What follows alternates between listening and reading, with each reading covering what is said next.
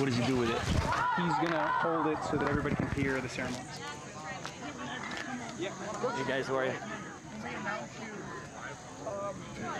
Ultimately, when we pull you out, just stretch along one of the 5-yard lines. Yeah. Just single file. Good. And then just rev it. Okay. Here, Mike, here's the mic. Okay, it's on? Yeah, so you can.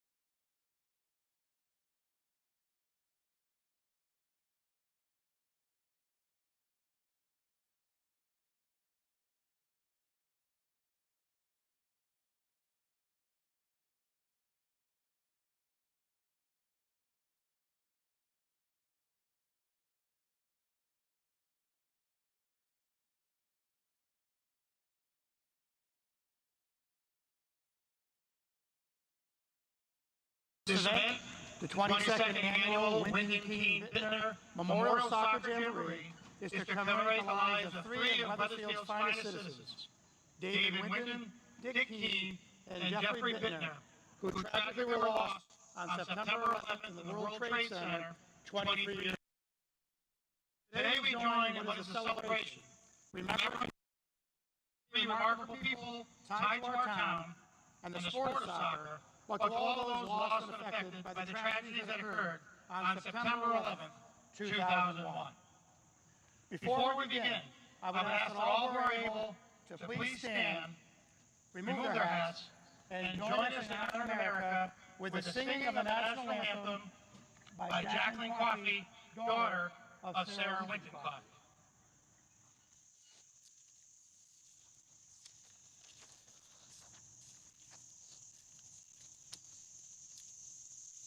Oh, say can you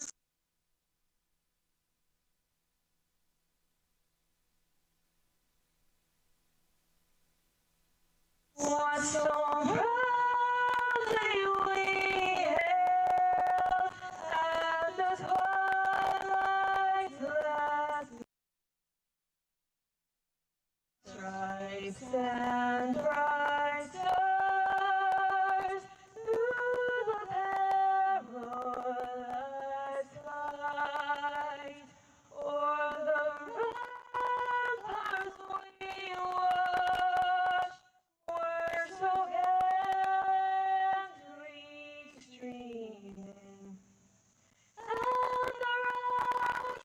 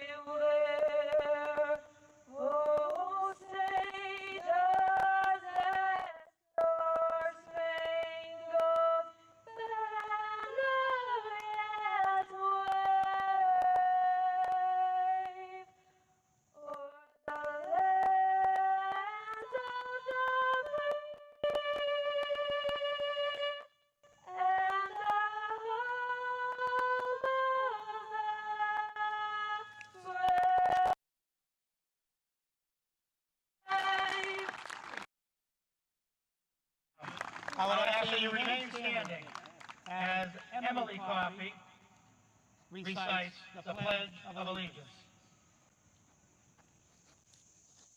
I pledge allegiance to the flag and to the republic for which it stands, one nation, under God, indivisible, with liberty and justice for all.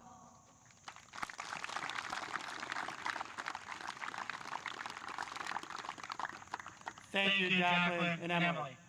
It's hard to believe that we're here for our 22nd Memorial Soccer Jamboree. That is almost a quarter century. And to the player standing in front of me today, it is an event that is now read about in textbooks, seen online, and discussed in history class. But today we hope that it is just much more than a history lesson. Three wonderful people, Dick, David, and Jeffrey, were in New York City on that dreadful morning. While we will hear some words today talking about how impactful these men were in their communities and to their families, those words can never describe the difference and impact they have made in so many people's lives. Not only in their time with us, but since that September morning 23 years ago. This Soccer Memorial Jamboree has kept their spirit alive and has brought joy to so many people here in our community and surrounding. In addition, monies raised has provided tens of thousands of dollars of scholarship to some of our Wethersfield alumni. While I never had the privilege of knowing or meeting Dick, David, or Jeffrey, I am sure that their message today will be loud and clear.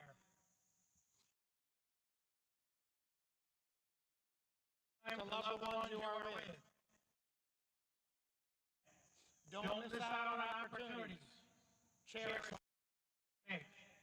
and give back to your community. We are all part of something bigger than ourselves. This particular jamboree was created because Dick, David, and Jeffrey love to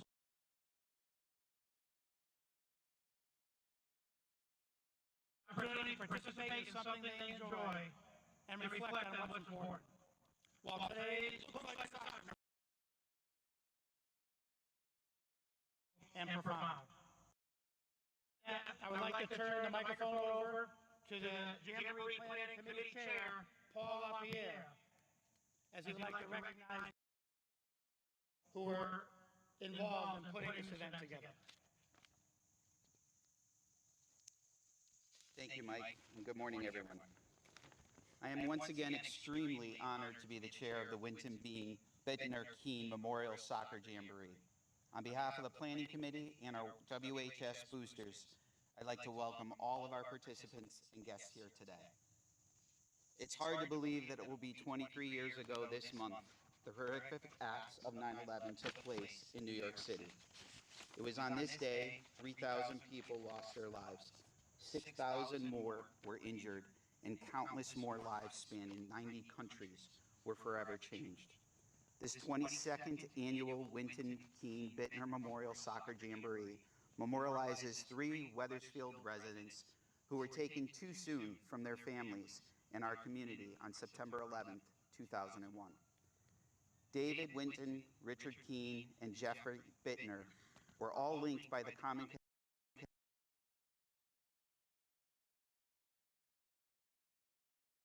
our great game of soccer through sportsmanship, community, and appreciation. It's a reminder that in a world so divided, that days and events like 9/11 can bring a community and strange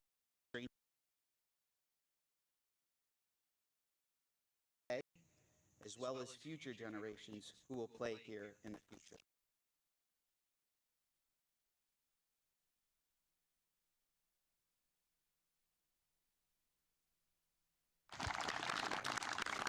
Yves Moiset,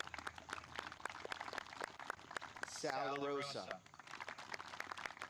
Michael LaPierre, Johan Bellavoda, Darren Hobbs, Jim Jablanca, Dan Bielwick, and our head referee for today's events, Clem Clementon. On behalf of the boosters, we appreciate you being here to continue this great soccer jam. I'd like to take a moment to each of our participating teams today. In addition, I'd like to recognize my booster, Jacqueline LaPerriere, Stephanie McKenna, G. Guerrera, for their countless hours of dedication to make this day special, as well as our Jamboree Planning Committee and all the volunteers present today. This event would not take place without their contributions of time, and we are grateful for their continued support every year. Finally, a huge thank you to our athletic director, Mike Maltesi, who continues to be a cornerstone in our planning and execution of this event, as well as his support of all of our high school athletes and the soccer program. Now it's time to welcome all of our teams. This year, we will start by introducing our Wethersfield varsity lady coach, Tony Leone. Next, Newington High School varsity girls led by Coach Adam Wilkinson. Maloney High School of Meriden varsity girls led by Coach Dave Parness. And finally, from Masuk High School, let's welcome Coach Katie Kreiner and her varsity girls team. Up next are the boys varsity squads. First, we'll start with our very own Wethersfield Eagles varsity boys team, led by Coach Rob Yakum. Kingswood-Oxford boys varsity, led by Coach Richard Shaw. Simsbury High School boys varsity, led by Coach Mike McCullum. And finally, please welcome Tolland High School, led by Coach Mike Kokoma, an alumni of the Wethersfield High School soccer program. In closing, once again, thank you to all the teams, coaches, and families for joining our community to remember David, Richard, and Jeffrey, who are surely looking down on us this morning and smiling, knowing that even though they aren't here in their absence, has created a community event that has endured for 22 years. To all the players, enjoy the moment. Play hard, have fun, and show good sportsmanship by respecting your opponents and today's officials. Now I'd like to turn the program back over to Athletic Director Mike Maltesi. Thank you, Paul. Certainly there are more people than we can count that have contributed to this event. And if we have forgotten anybody to thank, please know that we appreciate all of your efforts. I would like to thank from the high school, Joanne Campbell, one of our technology teachers, photographer, who's at all of our high school events today. Up in the ticket booth, up in the press box, we are live streaming today's event. I would like to thank Tom McCarter, Dave Gustafson, and Luke Kraut, our student voice of the Eagles. I'd like to thank all of our boosters. I'd like to thank Hartford Healthcare and our trainer for being here today. And if we could just have an extra round of applause for Paul LaPierre. The number of hours he has spent to make today come together is just unbelievable. The details planned to every second of today. At this time, I would like to welcome Judy Key and Sarah Winton-Crosby as they're going to share a few words about this event and what it means. Thank you all for being here today.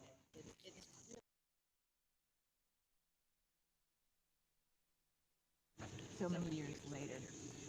From the Wethersfield team, I would like to just ask, did anybody attend our Keen on Kids programs and at the elementary schools or any programs over the years? No? Oh, I'm shocked.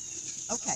Well, the town of Wethersfield has been so supportive, and we have been able to get funding from personal funds, from individual donations, from grants, and we have created the Keen on Kids program, which are after-school programs in the elementary schools. So it's with great pride that I talk about that, but it's also with great gratitude for all of the help that we have had in establishing those. And I'm not going to take any more time. I do just want to interject for a minute, Judy. I am 100% positive our kids have been involved. They're very excited about for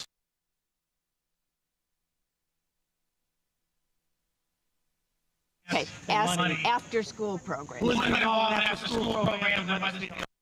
Last year. Little hands going up. Look at the ball. Okay. Okay. And now Sarah. I just want to thank everyone for coming today, for all of their efforts to the boosters. This game meant the world to my family, and it connected all of us. And you don't realize it when you're playing youth soccer, 4 or 5 years old, that you're going to all of a sudden have your lives woven together for what seems like for a lifetime. But just cherish the memories that you make today and going forward. Please remember my brother, Jeffrey Bittner, and Dick Keene on September 11th, as well as all those lost and all the families that continue to move forward, all those that are struggling with the illnesses from 9/11. Thank you very much for everything today, and have a healthy and safe season.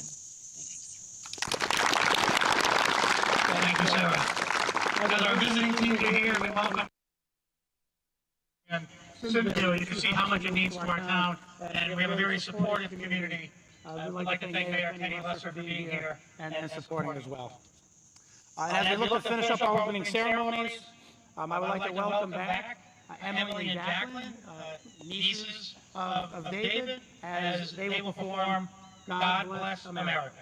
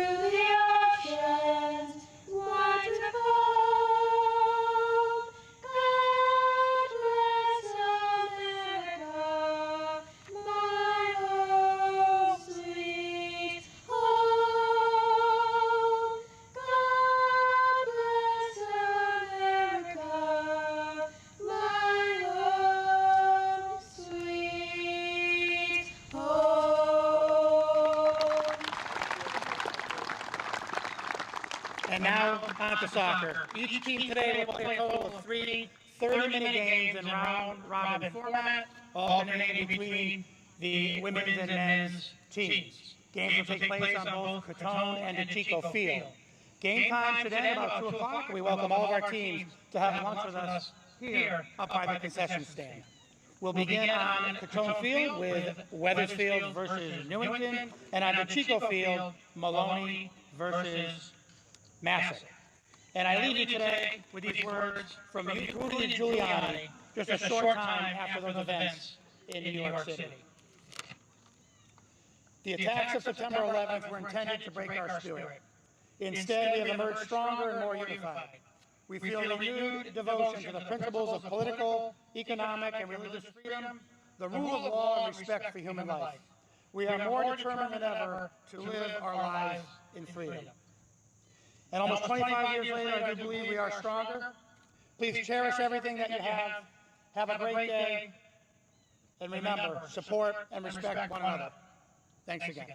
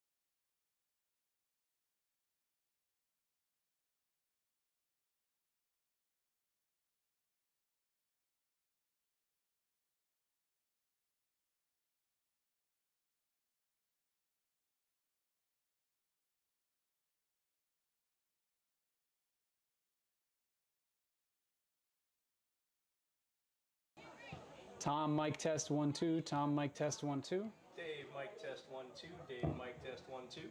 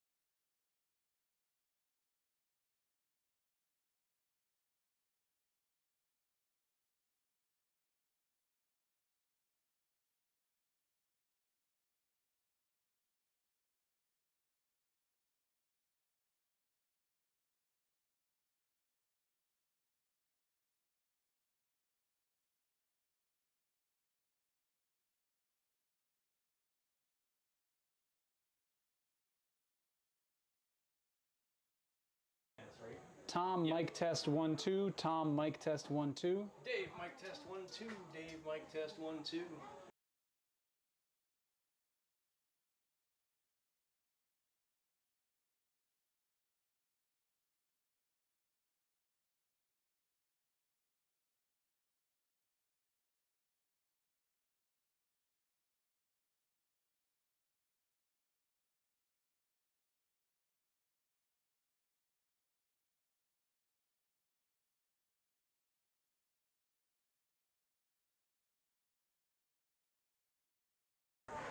Tom, mic test. Dave, mic test.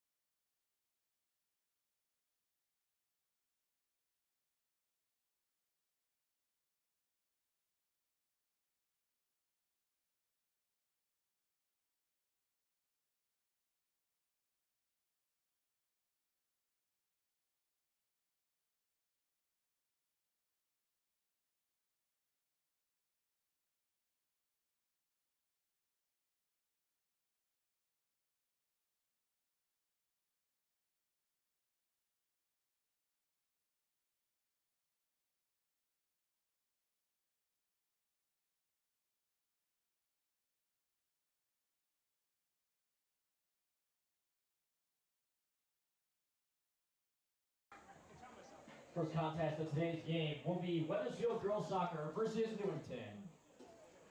Good morning, everybody, and welcome to Catone Field on a beautiful, sunny Saturday morning. It is the 22nd annual Winton Keene Bittner Memorial Soccer Jamboree.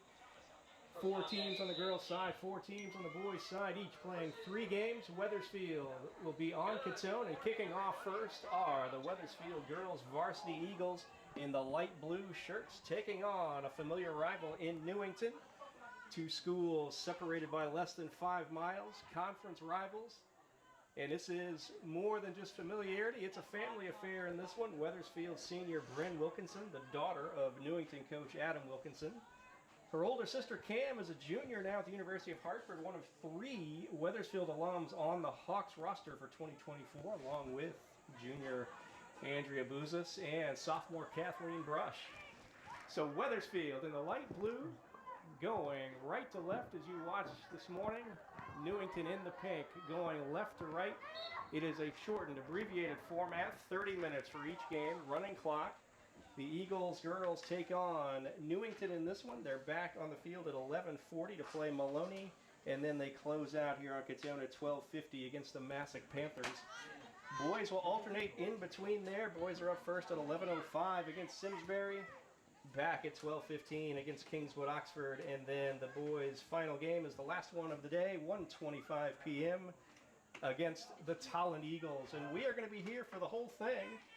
We may take a couple of breaks here and there, but we're going to, for the first time, live stream the Jamboree to kick off the soccer season. My name's Dave Gustafson. Alongside me today is Tom McCarter, head producer, executive producer, and color commentator for today's live stream event. It's great to be here, Dave. You know, we had some weather concerns earlier in the week, but it turned out to be great. And we've enjoyed this event for so many years that we wanted to live stream it and bring it to those who couldn't be here live. So hopefully all goes well from a technical standpoint, but we will get better as the season goes along. That is always the goal. We get better as the season goes along. It's definitely preseason exhibition soccer. We've got no jersey numbers out here to help us, so we'll add a disclaimer here at the beginning that we may miss out on some names and some faces we're not yet familiar with as this season gets underway. Regular season starts for both the boys and girls on Tuesday. Girls are home in the afternoon, and then the boys are on the road at Maloney, 6:15 at Falcon Field Tuesday night for the boys team. In net for Wethersfield today is Gianfrido. She is on her line, top of the 18, waiting for the action, surveying play as the Eagles try to put pressure on the offensive half. And we expect to see the full roster across these 3 30-minute games. So I think everybody on just about every team is going to get some action today. Good pressure there from Julia Daly in the center back position. Daly, one of 3 captains for the Eagles this year, along with Caitlin Malarkey and Allison Shackner. Ball goes over the side. Looks like we'll have a throw going Newington's direction. Again, Newington in the pink, moving left to right. Wethersfield in the light blue, going right to left as you watch here this morning. If you're in town looking for something to do, it has turned into a beautiful day. Come on down and enjoy the action live. Otherwise, happy to have you joining us here on YouTube. Wethersfield Boys and Girls Soccer live stream should be your search. It'll help you find us throughout the season. Our goal is going to be to do as many of the home games as we can in that location. Good quick throw by the Eagles in front of the Newington bench. Last regular season meeting between these 2 teams came at the very end of last year, October 27th, 2023. In Newington, a 2-1 come-from-behind win for the Eagles clinched their 3rd consecutive CCC North Division title.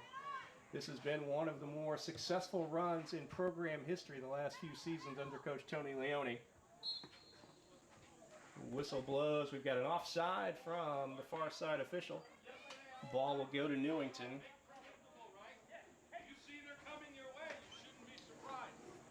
We did not have much of a chance to get anything in the way of preseason scouting report or outlook from Coach Leone before today's games got underway. We did hear, though, as Tom mentioned, We are likely to see everybody who's on the bench today on the field at some point during the 3 games this afternoon and morning. And I think that's going to be the case for all the teams. I know the boys team has had 2 scrimmages so far, so really this is, you know, the third time that the coaches are seeing game action. And I think as far as, you know, Newington, Masuk, Simsbury, all the other schools that are here, everybody's going to see some action before the day is through. 2 coaches very familiar with each other come together right at the midline, survey the action. Tony Leone for Wethersfield, Adam Wilkinson for Newington. Yeah, this is one of the few times these 2 teams get together and it's not stressful, right? This is sort of a charity event, a great cause, but this rivalry, when it's not in the Jamboree, is certainly something everybody circles on their calendar. Absolutely. Shackner down the right side gives chase for Wethersfield. Newington going to play back to the keeper. Ball cleared out high. Nobody in the neighborhood for Wethersfield on that one, but they'll get the ball back. Throw in the offensive half of the field for the Eagles. No score in this one. Again, abbreviated 30-minute format for today's games.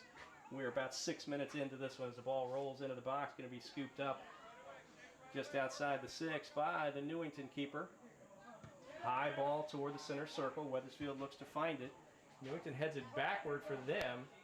Burnell gives chase up front for the Eagles. She's the leading returning goal scorer for Wethersfield this season.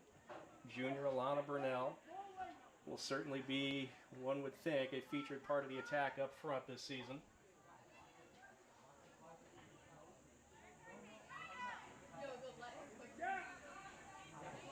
Good pressure by the Eagles. Ball bounces over the side. It's going to be a throw-in for Wethersfield, just about 50 yards out from net. Deflects off of a Newington defender, and here come the Nor'easters trying to move the other way. Good touch-and-go soccer here to cross the midline.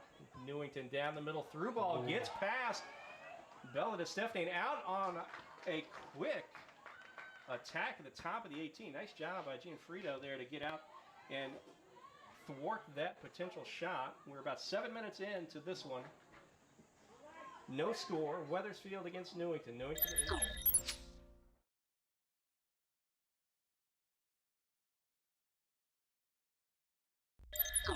That one. Newington still in control inside the 18 on the right side toward the end line. Ball rolls over, and it's going to be, looks like we're going to have a goal kick for Wethersfield. So nice job by the back line. A little shaky on the initial ball, but they close it down. No shot on net for Newington out of that attack, and we remain scoreless just about 7.5 minutes into this 30-minute game here. Starting off ending, we should say, the exhibition portion of the season. Nice clear out by Daly for Wethersfield, goes over the side. It'll be a throw for Newington down past the Wethersfield bench. Ball rolls all the way to the fence here at Catone.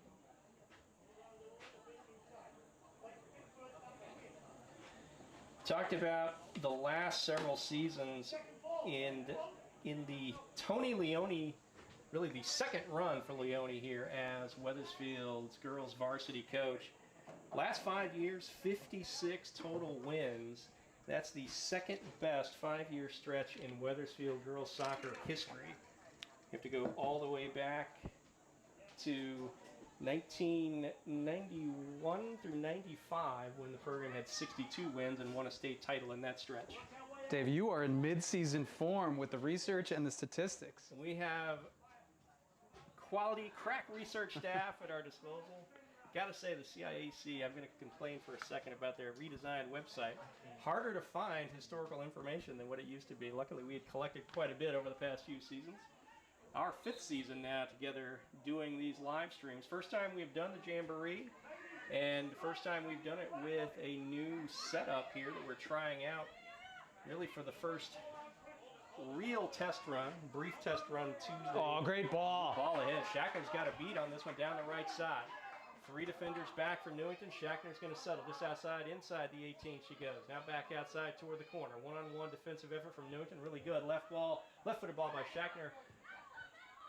Looks like a little bit of contact. Burnell wanted to whistle on that one up front. Nothing doing, say the officials. So the ball comes back out. Burnell, really great play there. She's the one that served the ball over top to Shackner. And here's a shot on goal for Wethersfield.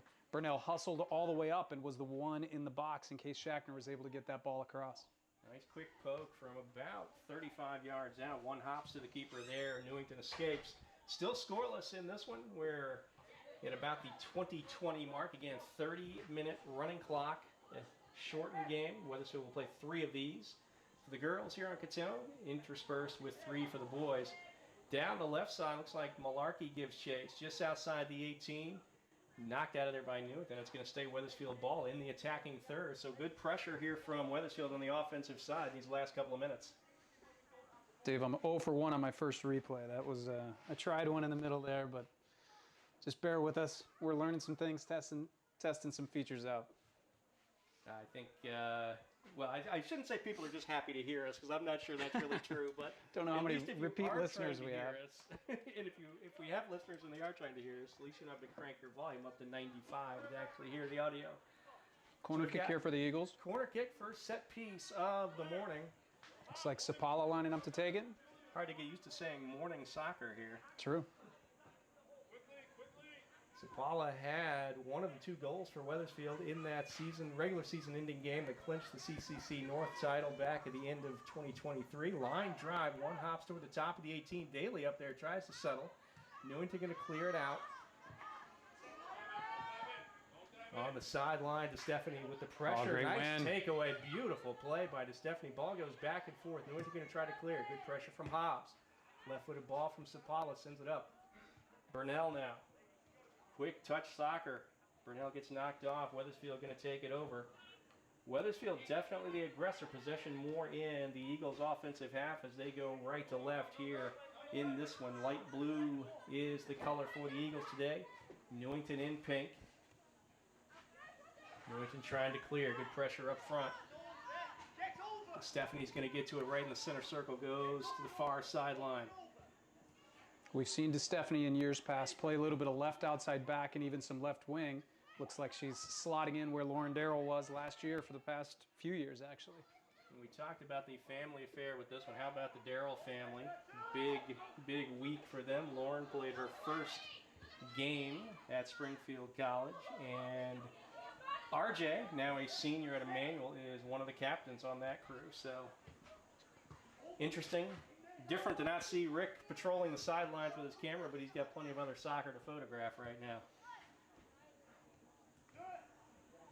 Newington trying to find some formation. They're going to cross the midline. Good pressure there. And again, we're going to apologize. There are going to be some faces and names we have not quite put together yet, so we'll see if throughout the morning and afternoon we can nail down some of these. Good experience core comes back for this team. The one offensive loss that will be noticeable. Kayla Ward, the leading goal scorer last season, off to CCSU now. So that'll be a question for this group, is where they will find offense. We mentioned Burnell. Looks like she's joined by Malarkey and Shackner up front, at least to start out in this one. Seems like every year, a couple of new players step up, get 5 to 8 goals, and really, I don't think they're relying on any one player to score 15 to 20. If they can just get 5 or 6 players in the 5 to 8 goal range, that's going to be enough to win a lot of games. As we work with the new Tom McCarter configured broadcast setup here today, we have manned cameras, something different, and we appreciate Elena Rodriguez as well as Allison Montez for helping with the camera work today.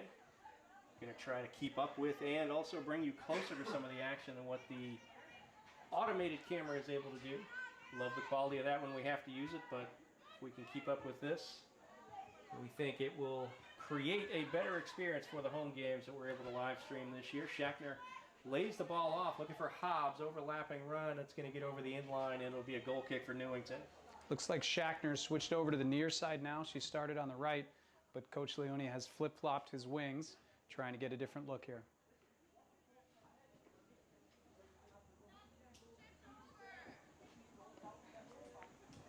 So scoreless game, 15:38 remaining, just about to the halfway point of this 30-minute contest. These two teams will meet again in the final game of this regular season. That'll be here at Catone on October 22nd. A couple of substitutions into the game. First subs in for Wethersfield. Hobbs will come off. Hobbs, one of the seniors on this team.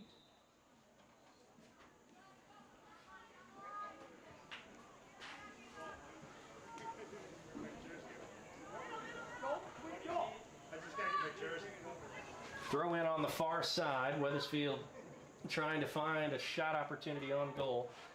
Have not had one yet, despite some good pressure up front. And while they haven't been able to generate any great scoring chances, the play has been on this half of the field. So I think at the very least, Coach Leone will feel good that his defense wasn't under pressure and his goalie wasn't tested. Yeah, really the story of the first 15 minutes, Wethersfield dominating possession, trying to generate shots on goal. Newington had a couple of opportunities, an initial shaky stretch for the back line, but they recovered nicely and actually prevented a shot from being taken as the ball got a hit on a breakaway for Newington early. Yeah, great job by Gianfrido to come out and win that ball outside of the box. You know, we've seen a lot of that recently when goalies are aggressive and they're willing to step up and sometimes get to the 20 or 30-yard line to prevent a breakaway. So that is Emma Cruz, who just came into the game at the last whistle. Wethersfield again trying to push the ball forward, keeping Newington on their heels. Brunel almost gets there, but creates perhaps the quicker goal kick than what the keeper wanted to get rid of. Ball goes over toward the sideline. It's going to skip off a Newington player, so it'll be a deep throw for Wethersfield now. Yeah, Brunel's hustle and pressure created this offensive throw-in. You know, it hasn't really turned into anything, a great scoring chance yet, but if we keep pressure in Newington's back line, it's bound to end up with a shot or two. There is one that goes high into the waiting arms of Newington's keeper. So we remain scoreless here, 13-17 and counting in this 30-minute contest.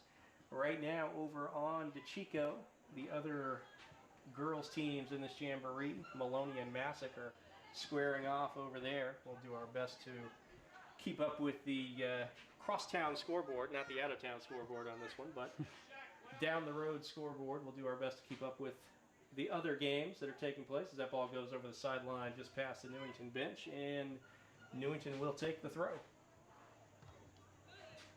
Another one over the sideline, and that's going to go to Wethersfield. Quick throw, looking for Brunel. She is quickly pressured. That ball bounces over the sideline.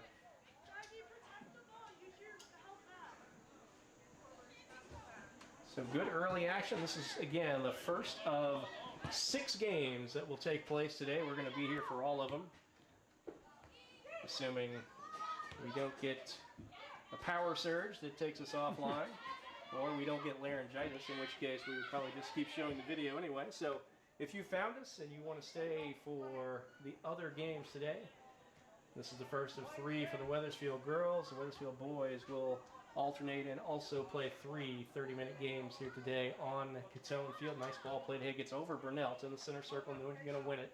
Good settle. Across the midline go the Nor'easters. Good pressure there by Wethersfield. They're going to win the ball, take it down the right side. Brunel able to get to it, sends the ball Good forward. hustle here. An overlap, and it's going to get an offside call. Looked promising there for a second, but the linesman over there was right on top of the play.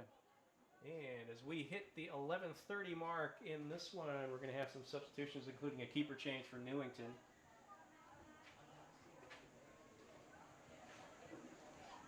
Nicely done there, as the keeper coming on was well prepared. Quick change out. 11:15 to go. Scoreless contest here, the first one of the day in the 22nd annual Winton Keene Bittner Memorial Soccer Jamboree. Wethersfield trying to put some pressure on. Good one-on-one battle right in that 40-yard area. Left-footed ball by Shackner, looking for the handball. No call is going to come, and Newington's going to get to it and take it toward the midline. Good step there from Wethersfield, but here's Newington again across the midline. Ball played through, gets past the attacker.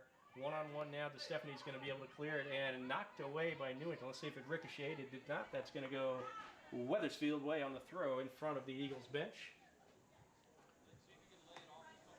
Coach Leone gives some instruction, trying to talk to Shackner about angles and lanes as Wethersfield has done a good job pushing the ball up to the attacking third. Not able to mount much once the ball gets up to that point, though. Nice through ball there, but nobody going to be home for Wethersfield. Look at the hustle over here, though. Newington patiently tries to work the ball out of the back. Wethersfield wants to come with pressure. A good win by Bonfiglio. 10 minutes to go now in this first game of the day, scoreless. Wethersfield in the light blue, moving down the right side. It's going to be cleared, and there's going to be another set piece for Wethersfield. Corner kick from the far side will come for the Eagles and see if they can turn on this one. Last time from the near side, line drive went in toward the top of the 18 and it was cleared out by Newington before Wethersfield could turn the ball toward the net.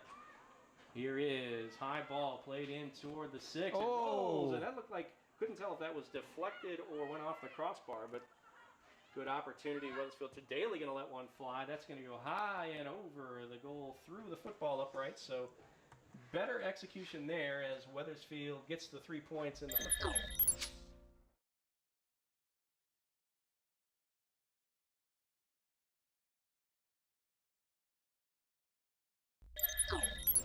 Did I just see there was a replay for the viewing audience on that? All right, we timed that one out okay. Nicely done.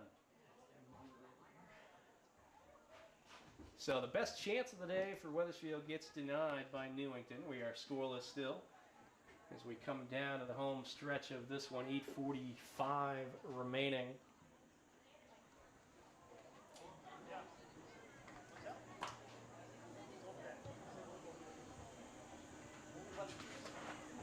After this, the girls will take a break, and then they'll be back on Catone at 11:40 to take on Maloney. In between, though, at 11:05, we've got Wethersfield boys with their first action of the day as they take on the Trojans of Simsbury. Free kick out of the back for Newington, played over toward the far sideline. Wethersfield's done a good job of frustrating Newington as they get closer to midfield. That's where most of the turnovers are happening. They're not really able to possess much beyond midfield. Coach Rob Yakum now on the Newington sideline with Adam Wilkinson here. He's just anxious to coach a game. He's got to wait a few more minutes before his boys' team takes the field for the first time today. This is like Christmas morning for him. Nice header by Daly. Shackner now right at the midline. Pressure by Newington. Ball goes over the side, and we've got a whistle. Looks like we're going to have a free kick coming. Didn't really catch what that infraction was, but it goes in Wethersfield's favor. So Daly going to take the free kick out of the back. The ball sits right on the 30-yard marker. Right-footed ball goes high across midfield, headed by Newington there toward the center circle. Wethersfield, nice ball toward the right side, just not able to make the connection. It's one of the things you see in preseason exhibition games is different combinations, new players getting used to each other. Some things that just don't connect as well as they will once we get to midseason and later. Right, right. This is, in some cases, some combinations, the first or second time that these 11 players for Wethersfield have been in this shape. And it takes some getting used to. Ball got deflected, so it'll be another corner kick. Brunelli did a nice job getting that one down the right side, able to turn. Went off the Newington defender, so that will turn it into another set piece for Wethersfield. Last year, Julia Daly was one of the players to keep an eye on corner kicks. She's inching her way into the box here. She always finds a way to get around the ball. Low ball near post. Header, nicely done there. Goes past the goal, outside to the right. Looks like that was Burnell able to get her head on it.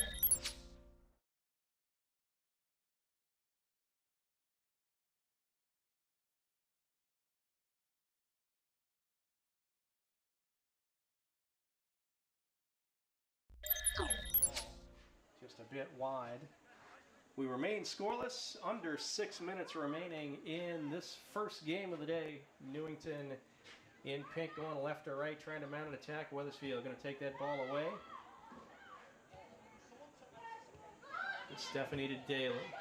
Daly gets away from one Newington attacker, able to play the ball forward. There's a left-footed ball played ahead, and it's going to be offside. Yeah, I think she got caught napping a little bit there. The Newington back line slid up, That was an easy call for the linesman to make. I'm going to confess that is one of the players that we've not yet matched up with a name, so we'll work on that one for game 2. Nice job. Tried to hold up on that right side before the ball was served, but the official said a couple of steps ahead. Back into the action we go. Wethersfield going to take control now. Good move to get around, create some space. Ball played through, looking for Shackner. She's got to pull it back a little bit. Now about 25 yards out. Sends a high ball, looking for the connection on the run, but that's just a little too much on that right-footed ball from Shackner. Yeah, I actually feel like that was a shot, and I don't mind her shooting from there. She's definitely got a strong enough leg to hit from there. Just put a little bit high and wide, but good to see her looking to score from outside the box. And that's one of the things. Shackner started the game on the right side. Now she's been moved to the left.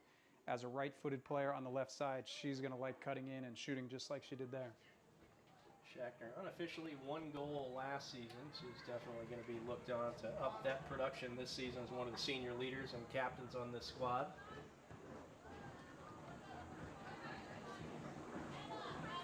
A couple of seasons ago as a sophomore, she was involved in one of the more exciting plays of the season, home playoff game. Got the ball deep in the 18 and helped set up the game-winning goal in what I believe was a second-round playoff game here. Oh, almost. Almost a connection, but Wethersfield denied again by Newington. We remain scoreless. 3:51 and counting here in the first game of the day. 22nd annual Memorial Soccer Jamboree. We'll be here for all the games. We will most likely take some breaks on the audio between games, although there's not much of a break. I'm just about 5 minutes in between each of the games. You could hear Coach Leone on there yell, Alana hit it on that one that she slid a left-footed pass across looking for the back door. I think Coach Leone wanted her to turn aggressively and fire one on net. Even if you're not going to score, gets the goalie out of position, maybe there's a rebound that comes out and a teammate puts it home. All right, Wethersfield trying to keep it in the attacking half. Nice job by DeStefani to do just that. Good header there near the center circle. Newington now taking it over on that far sideline. Toward the midline they go. Nice shot off the heel from Wethersfield to deny the initial attack, but Newington going to settle again. Plenty of space for the Nor'easters. Across the midline they come near side.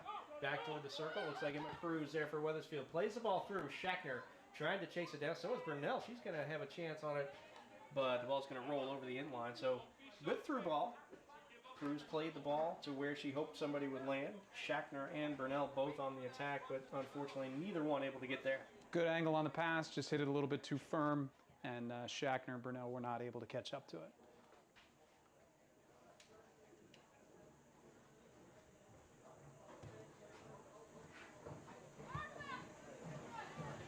So we are about to hit the 2-minute mark, just over 2 minutes remaining. We'll see if one of these teams has a late rally to be able to get one into the back of the net and take this opening contest. If not, they'll have to settle things on October 22nd right here at Kitchener when they battle in the final game of the regular season, and one that over the past few years has been a game with stakes, especially in the CCC North Division standings. Wethersfield looking to claim their 4th consecutive CCC North title. Able to win that 3rd one last year with a 2-1 win at Newington at the end of the 2023 regular season. Newington trying to play out of the back, good pressure from Wethersfield. Newington retreating. Burnell with pressure up the top of the 18. Newington able to get out.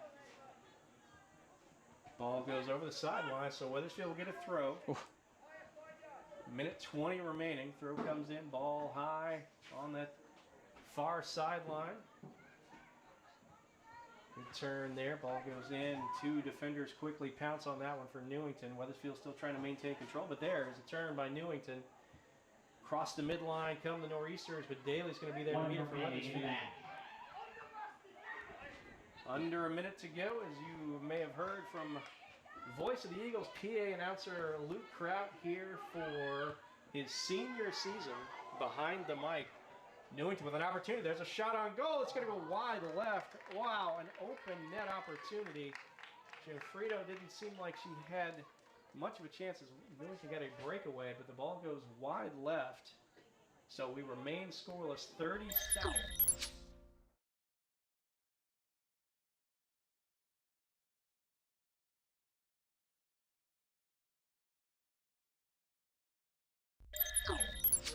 be. Final 16 seconds and counting. Newington trying to move the ball in quickly. 10 seconds now. Newington trying to make the turn. Cleared out of there by Wethersfield. Can the Eagles get to it? 3 seconds. Looks like that'll do it. No shot comes. There's the horn, and our first game of the day is over.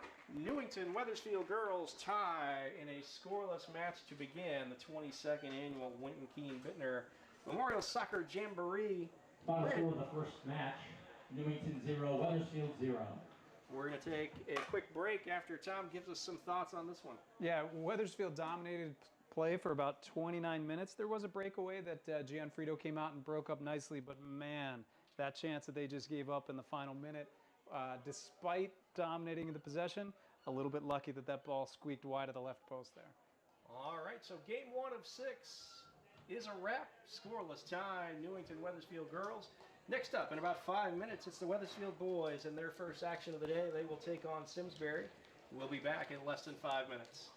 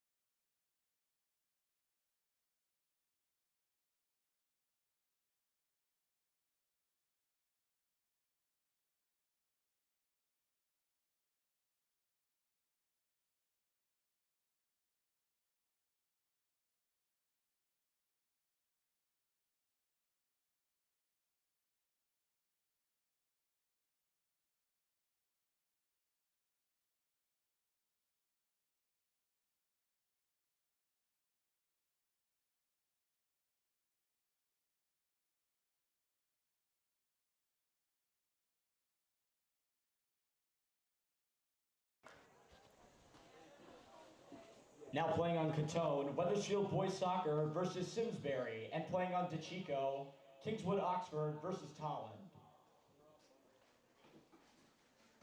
All right, we are back. It is game 2 of today's Jamboree. Thank you for joining us. You have found us on YouTube. Wethersfield HS Boys and Girls Soccer live streams is our home. This 30-minute contest will be Wethersfield varsity boys in the light blue going left to right against the Simsbury Trojans in the yellow jerseys going right to left. Wethersfield had a good exhibition outing on Tuesday here at Catone. And if you're just joining us, we had the girls kick things off here in the Jamboree, a scoreless draw against Newington. My name is Dave Gustafson. Alongside me, Tom McCarter. Camera operator today for today's boys' games, Obama Riley. And PA announcer, voice of the Eagles, Luke Kraut. Round out the production crew here today. Ball goes up front for the Eagles. Nice touch there by Ali Hodzik. Going to be scooped up by Simsbury's keeper, though. So, scoreless game. Again, today's format, each team, boys and girls, plays 3 games. Wethersfield's games all here on Catone. Other games are happening over on DeChico. In the boys bracket, that DeChico game happening right now is going to be Kingswood-Oxford. We got a breakaway opportunity for Wethersfield. Left-footed ball is going to go high over the goal. Nice ball, though, played ahead. A little opportunity for the Eagles out of the gate. Yeah, one thing Wethersfield did really well in the scrimmage against Suffield earlier in the week was forcing turnovers, pressuring the ball. Great job by Leo Naharo, if I'm getting the name right. Leo, creating the turnover there. Quick pass to Tariq, who's taking the corner kick now. Good chance early for Wethersfield here. Ball comes in, gets into the 18, cleared out. No chance yet for Wethersfield, but here is Ali Hodzik. Nice chip shot in toward the 18. Header off the keeper's hands and into the football crossbar. Beautiful ball movement from the Eagles leads to an opportunity early. Going to get the set piece. Corner kick in.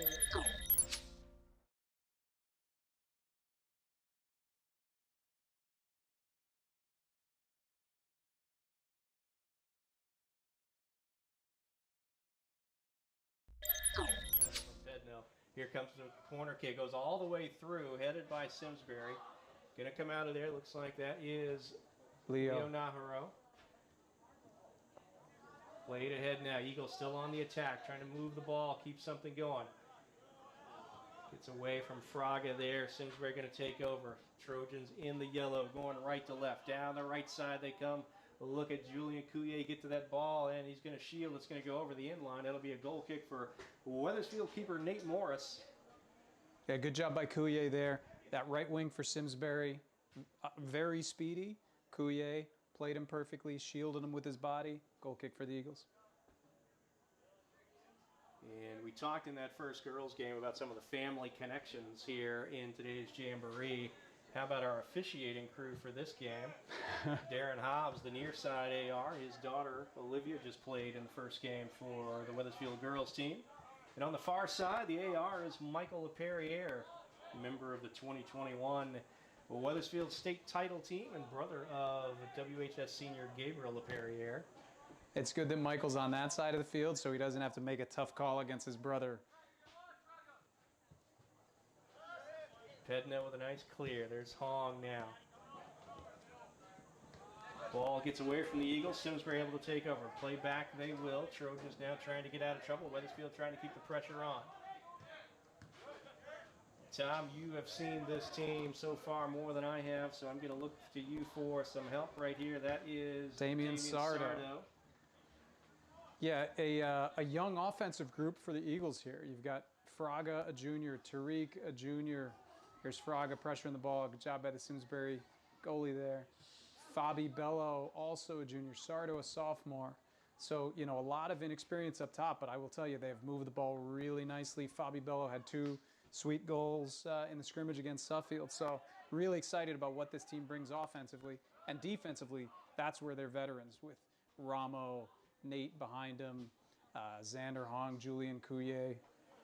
It's going to be a fun season for the boys. That experience along the back line allowed Coach Yakum to tinker with formations a bit. Played 3 across the back instead of the usual 4, and that exhibition Tuesday against Suffield. Yeah, a lot of trust for Ramo Amatovic, Xander Hong, and Julian Coulier. In years past, it's always been 4, but now he's got 3 in the back. It allowed him to slide Ali Pedno up a little bit, and he's been an impact player every time, whatever position you play. But in the midfield, he gets to join the offense a little bit more, win head balls, which I know like he did just there on cue. Coach Yakum, Pedno. that's one of the things that he loves the most, is that Ali gets his head on these, long goal kicks and punts from the goalies. Substitution, first one of this game. Simsbury with a new player in. We're just over 5 minutes in, 24-43 remaining in this 30-minute contest. First of 3 for the Wethersfield boys. Taking on Simsbury. Looks like maybe an injury. As that Simsbury player comes off the field. Simsbury trying to move the ball. Great step by Sardo. Sardo gets the ball to the center circle. Ali Hadzik got to get into midseason form on that one. Fraga now with the ball for Wethersfield. Great Taps ball. it ahead across. Ali Hadzik all the way to this side. Now able to settle. Goes down. Got a foot on it. Then Simsbury takes over. Wethersfield trying to keep the pressure on. Nice step for Hong coming up from the back. Good pressure. Coulier in the middle of the field. Pedno now gives chase. We saw this on Tuesday, Tom, in that game against Suffield, in that exhibition game. The Eagles continually pressured and went after every 50-50 ball. Didn't win them all, but were in the mix on all of them. Yeah, and it really takes, we talked about the 3 in the back. It takes a lot of pressure off those 3 if your mids are going to win all balls around midfield and force those turnovers. Wethersfield turned away there, but Pedno gets the ball back to Ali Hadzik. Simsbury with a foot on it. Coulier now out of the back. Left foot's it ahead. Simsbury intercepts. Ahead come the Trojans toward the midline, but Coulier steps in. There's Pedno again. Nice little chip trying to find Fraga there in the middle of the field. Wethersfield turned away as Simsbury clears across the midline, but Coulier right there to pressure. And there is Ashwin Maharaj down the left side for the Eagles. Plays it ahead. Fraga got a bead, perhaps. Tries to play the ball across. Looking for Maharaj making the overlap. And turned away are the Eagles. Good play by Simsbury on the defensive effort there, but good flying kick from Hong. Maharaj was a player that played a lot of outside back last year, and even in the first scrimmage, that's where Coach Yakum had. But he's got such offensive skill that he's playing the wing back position, opposite of Sardo here. He's going to do a lot of running, have to be up and back at all times, but look for him to create some offense like he did last season. And Tom, you talked about the defense and the experience returning for the Eagles along the back line and in net. Offensively, though, is a question mark. Lost a lot of scoring through graduation. In fact, the leading returning goal scorer for the Eagles is center back Ramo Amatovic.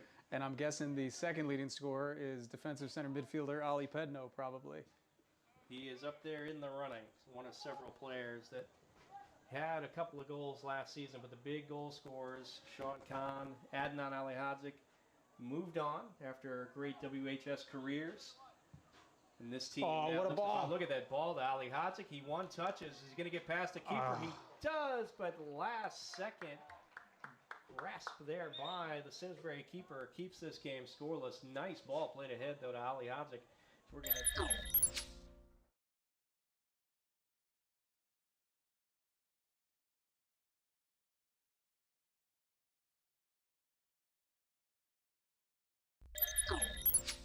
Breaking it up. Right at the end there, poked it away with his corner kick. Ali Hadzik sends it in. That's a good one. Service in toward the 18. A lot of room there.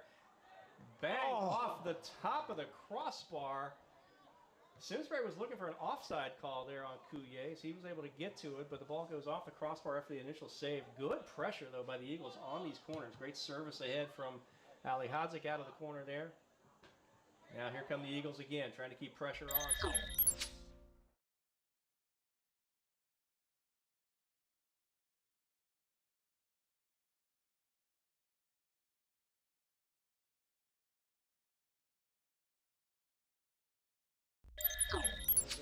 Two great chances to score. We do have a corner coming, this near corner. Sardo going to take it. Left foots that ball, goes all the way through. Top of the 18, header by Pedno, goes toward the net. Coulier again in the mix, got a foot on it. Not able to put that one on goal, though, but good activity early from Coulier coming up from the back. Yeah, when those balls are served into the box, you see Ramo Amatovic, he's hustling back to his center D position. He gets his head on a lot of those ones. Wethersfield, a lot of corner kicks early on, but a couple of them have been a little bit too strong. You never want to go over Amatovic's head because he's usually lining up on that back post. Eagles come off what ended up being a 10-win season last year. A nice bounce back after a disappointing 3-12-1 effort in 2022. Got back in the playoffs, advanced to the second round thanks to a 2-1 overtime win against Pomperog here at Catone. And that ball goes over the sideline. Looks like Simsbury will get the throw. No, I think they corrected it. We have corrected? Look like it should be Wethersfield's ball. All right. And it is. And that's going to continue as a Wethersfield ball. The throw will come from in front of the Simsbury bench. Up ahead, Fabi Bello sends a high ball. Fraga along the far side, not able to get there. Yeah, just hit that one. I think he was looking to bend it with the outside of his right foot, but just got a little too much of the top of the foot and sent it out of bounds. So just over 10 minutes gone in this one. 30-minute shortened game here as part of the Jamboree format. Wethersfield trying to keep the pressure on up front. Ali Hadzik taps Oh, nice over the top. Look at Leo. Leo trying to get there, and that's going to bounce to Hopper harmlessly to the keeper for Simsbury. And another nice ball played ahead. Wethersfield will figure some of these out. You got to think the more opportunities they create like that, one of them's going to find the back of the net. Yeah, they're knocking on the door for sure. Won't be too much longer before they put one in the back of the net. Simsbury now tries to counter the other way. Good pressure from Sardo coming from the back. Here is Ramo Amatovic going to shield and tried to send the ball. Looked like back to Morris, just not able to connect there. That ball goes over the end line. We'll have a corner kick first set piece for Simsbury. Yeah, Wethersfield's going to need to get more bodies in the box than they've got right now. Scoreless game, 18-23 and counting on the 30-minute running clock. Simsbury stacks the top of the 18. They've got one player in front of Nate Morris. Julian Coulier there with him. Xander Hung on the near post for Wethersfield. Both teams trying to mix things up, get the formation correct. Pedno chases the Simsbury player in. Ball goes all the way through, and nobody home will have a goal kick coming for Wethersfield. So the Eagles escape there. That service was played over everyone. Here's Maharaj out of the back now. Getting a left-footed low ball to John Fraga. Eagles trying to cross the midline. Here's Pedno. Chips it ahead. Maharaj making the run from the back. We talked a little bit Tuesday when we watched the Suffield scrimmage, John. That formation, essentially a 3-5-2, puts a lot of pressure on those wing backs, Maharaj and Sardo. Yeah, you mentioned Sardo. Good job hustling on that last play that led to the corner kick. That's what they need to do. I mean, they really are the outside backs, and they got to make sure that the other team does not outnumber Wethersfield, but also a lot of pressure on Pedno and players like Leo and Tariq in the middle because they've got to drop back and, more importantly, protect the center of the field. Played toward the top there. Left-footed shot unleashed. That's going to go wide right. Yeah, good shot by Leo at the top of the box. You never want to see those guys afraid to shoot, so it's good to shoot.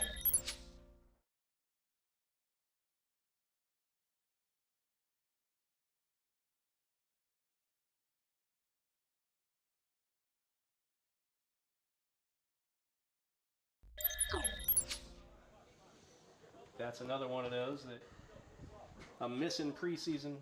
That probably won't be a miss as we get a few games into the regular season. Yeah, and Coach Yakum loves offense. He loves shots, so he's never going to discourage somebody from taking a shot like that, especially when it's well within their range of getting it in the net.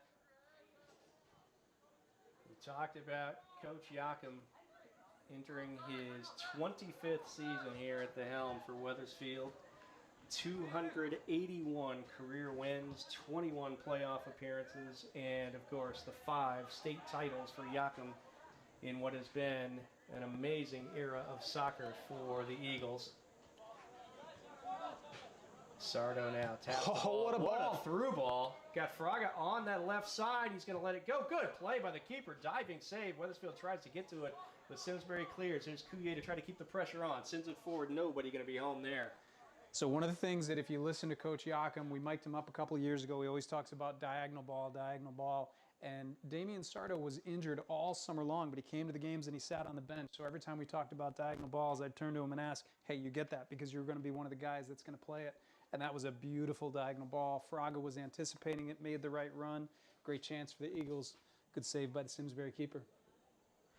So we are scoreless still. Get used to Ollie winning those balls Nice header all season there. long. Fabi Bello sends it back to Ali Pedna. This is Xander Hong now up from the back. Over to Sardo.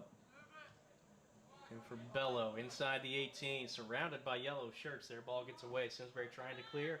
Wethersfield looks to keep the pressure on. Simsbury comes out initially.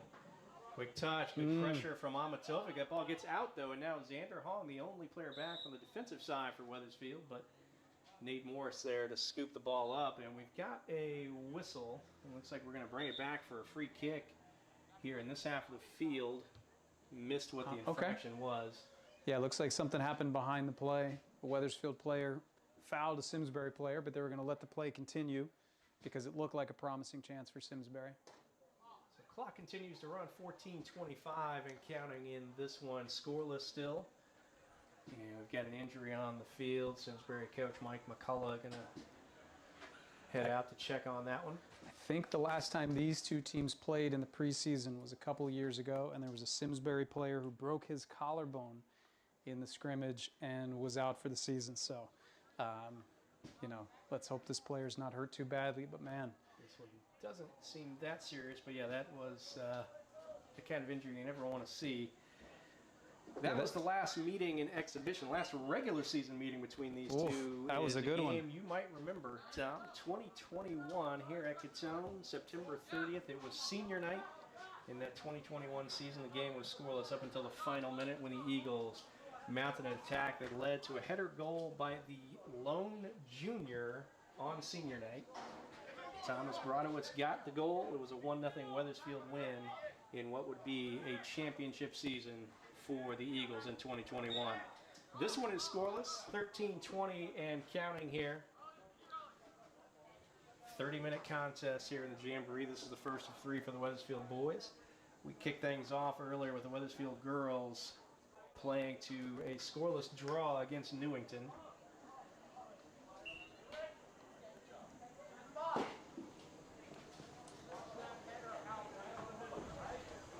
Ball will be played in now by Simsbury. Here is the kick going in toward the top of the 18.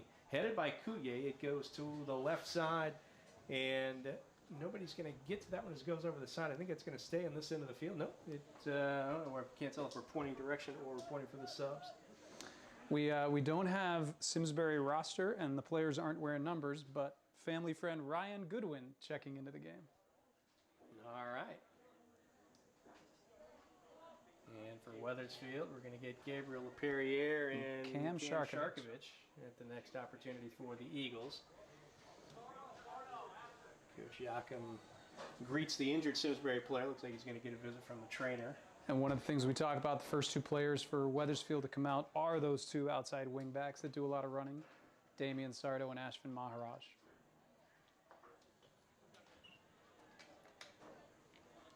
It's a good early action here. Wethersfield has had some opportunities on the offensive half of the field. One fantastic save by the Simsbury keeper. Actually, probably gets credit officially for more than one save. Oh, what a ball from Tariq. Ball played ahead. Here comes Fabi Bello, keeper all the way out, able to get to it first. That is aggressive goalkeeping, which is really the only way you keep Wethersfield off the board on that one. Yeah, twice on Tuesday against Suffield, Fabi Bello had breakaways like that and really composed finishes. I think the only way the goalie was going to stop him is if he got there first, which he did. Just by a step, a foot race between Bello and the Simsbury keeper. The Simsbury keeper gets there first, so we remain knotted at 0, 11-13 and counting here.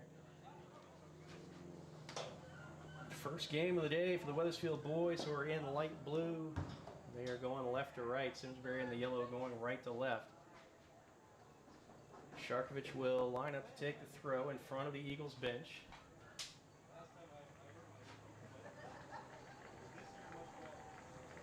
Quick throw into Naharo. He left foots it, switches fields. LaPerriere and Kuye both over there. LaPerriere will get to it, keeps it in bounds. Kuye able to step to it. Nice job there, settles it on his foot. Taps ahead, looking for Fraga, making the wrap around. Fraga got to it, looks like kicked out of there by Simsbury, so good pressure again from the Eagles offensively will lead to a deep throw-in on that far sideline. The Eagles line it up. Short ball comes into LaPerriere. Get pressure quickly from Simsbury. Goes out of bounds. Which way are we going? Going to stay Wethersfield. Throw now from LaPerriere. Waits for an opening.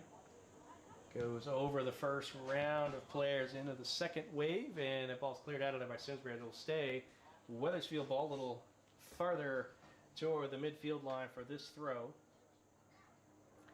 Looks like Joao Vizcarra and Will Welchel as well. Going to make their first appearances. The next opportunity for Wethersfield. Ball gets away from the Eagles. Amatovic is there, though, one-on-one defensively. Nicely done, creates a good angle, and sends the ball back to Nate Morris. Ball on his foot for the first time. Nate Morris may be looking ahead to the Eagles' second game of the day against Kingswood-Oxford, as he will know the keeper very, very well. Kingswood's keeper is Wethersfield's own Connor Morris, brother of Wethersfield's Nate. So a Morris family affair coming up in that one at 12:15. Nate Morris settles, waits for the formation. Throw comes over toward the near side, looking for Sharkovich. Back to Xander Hong. Back to Ramo Amatovic now. Plays it, switches fields over to Julian Couillet.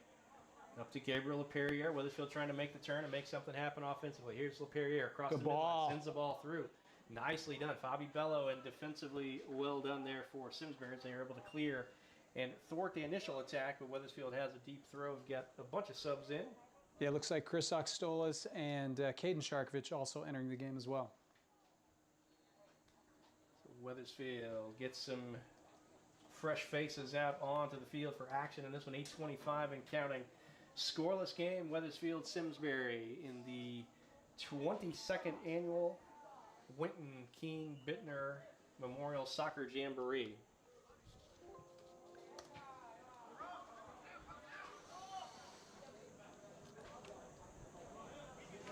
Good action on the far side. Pedno involved. He sends the ball over the sideline. It's going to be a throw coming for Simsbury. We got two subs into the game now again for Wethersfield. Max Tenney and Luca checking in. All right, as we talked about in the first game, if you were with us, early season, and we have lists of names but no jerseys with numbers to help us. It's one of the tricks of the trade here in the press box. The numbers really help us make sure we're identifying players correctly. We may miss a few here and there throughout the day, so we apologize to anybody who we do not give proper credit to. Hopefully we just don't misidentify anybody. Nice ball played ahead. Amatovic sends it out of there. Morris was in position waiting for the save opportunity. That was Ryan Goodwin with a good left-footed cross. Morris gave him no angle to get that ball through. Pedno chips it up high toward the front of the field. There's going to be a flag up. Looks like an infraction as LaPerriere tried to get to that ball. A little too much contact from the Simsbury defender. So Wethersfield with a free kick. Be about 45 or so yards out from the net. Yeah, I don't think the players know. The Wethersfield offensive player went on offense. Simsbury offensive players went on offense. Got fooled. I didn't know what was going on. I thought that was a ball going the other way, but that's easy to fool you, but not the players. It's easy to fool me. Fool me once, fool me twice. Just keep on fooling me. But great job by Pedno there, backtracking, cutting off that pass. Cam Sharkovich makes the turn. Two players go down. That's two hockey players having a collision there. Sharkovich plays hockey for the Eagles, was the leading scorer for the team last year, and Ryan Goodwin plays hockey for Simsbury. All right. Amatovic now out of the back with the kick. Look at that long line drive, giving LaPerriere a chance to get a running start on it. Somebody loses a shin guard. That might be LaPerriere. He did that on Tuesday as well. Got to secure those a little bit better.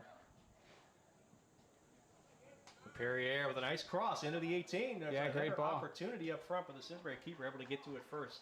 Some nice keeping for Simsbury here in this one has helped keep it scoreless.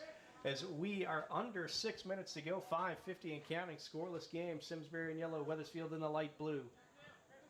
Chris Oxtolas sends the ball ahead, looking for an opportunity with LaPerriere, but not able to make the connection. Oxtolas will take the throw now in front of the Simsbury bench. Into Welchel. Ball goes back to Amatovic now. Looks like he might need to play it over to Morris.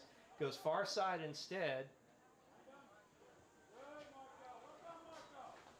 And pressure from Simsbury keeps it in front in the attacking half here for the Trojans. They're going to have a throw on the far side. Substitution will come in at the next opportunity as we approach the 5-minute mark. 25 minutes gone, scoreless soccer. Some good opportunities for the Eagles. Good keeping from Simsbury has turned Wethersfield away. Unofficially, no shots on goal yet for Simsbury, as Wethersfield's midfield and defensive back line have held the Trojans in check. Wethersfield trying to turn the ball. They go across the midline. It's Max Tenney there, I believe, with the ball.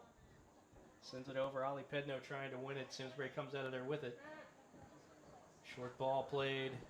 Simsbury trying to find the way to play it out of the back. They do with a line drive, deflected off a couple of Wethersfield players. Looks like might have been a handball on one of those. Correct. All right. My one correct identification of the call might offset the 5 I will get wrong as we go through the day. Hey, it's still preseason. We're still working towards Tuesday. I think you're giving me way too much credit.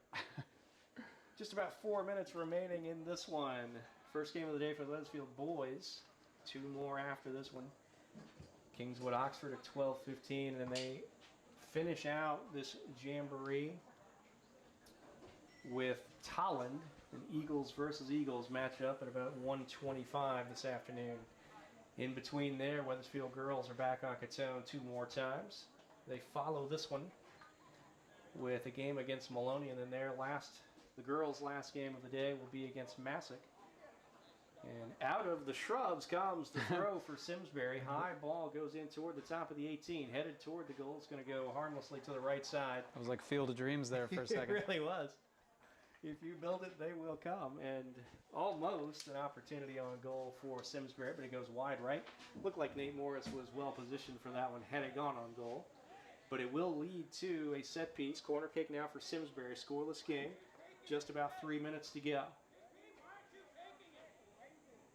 Looks like Simsbury was unsure there. I believe I heard a coach say, "Why are you taking it?" That ball is deflected. Opportunity there for Simsbury, and they put it in the back of the net. A lot of confusion for the Eagles, and you can see Nate Morris throw his hands up as we'll try to get a second look at this one. But Simsbury gets on the board first.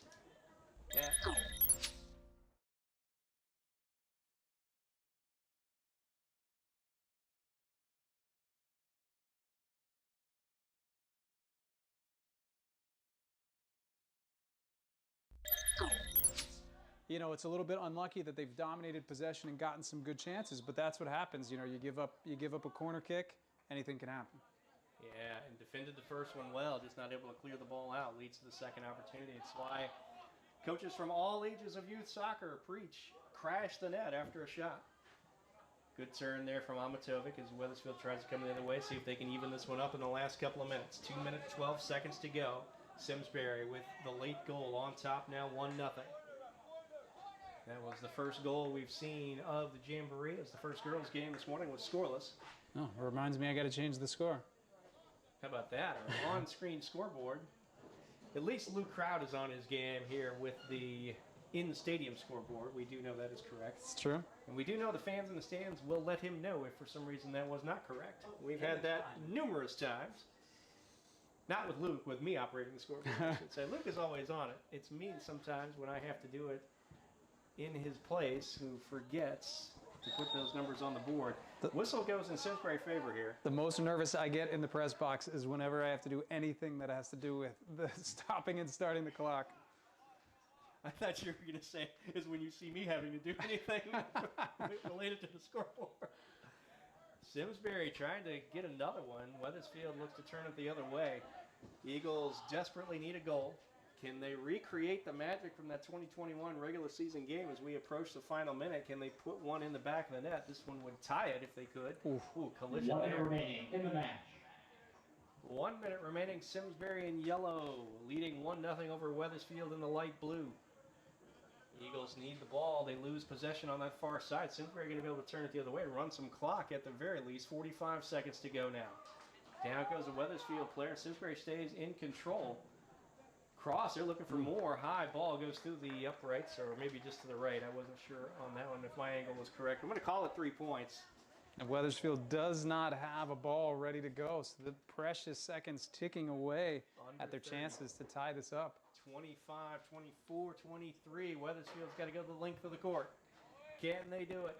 And no, looks like the answer is that looks like maybe a turn of the ankle. Yeah, he took a kick to the back of the leg as he was trying to break that up. Tariq Aliadzik down and limping a little bit. He's hobbling as he comes in toward the center circle. Final 5 seconds now. Wethersfield trying to play the long ball. That's going to go angling over the sideline into Rob Yakum's hands as the horn sounds.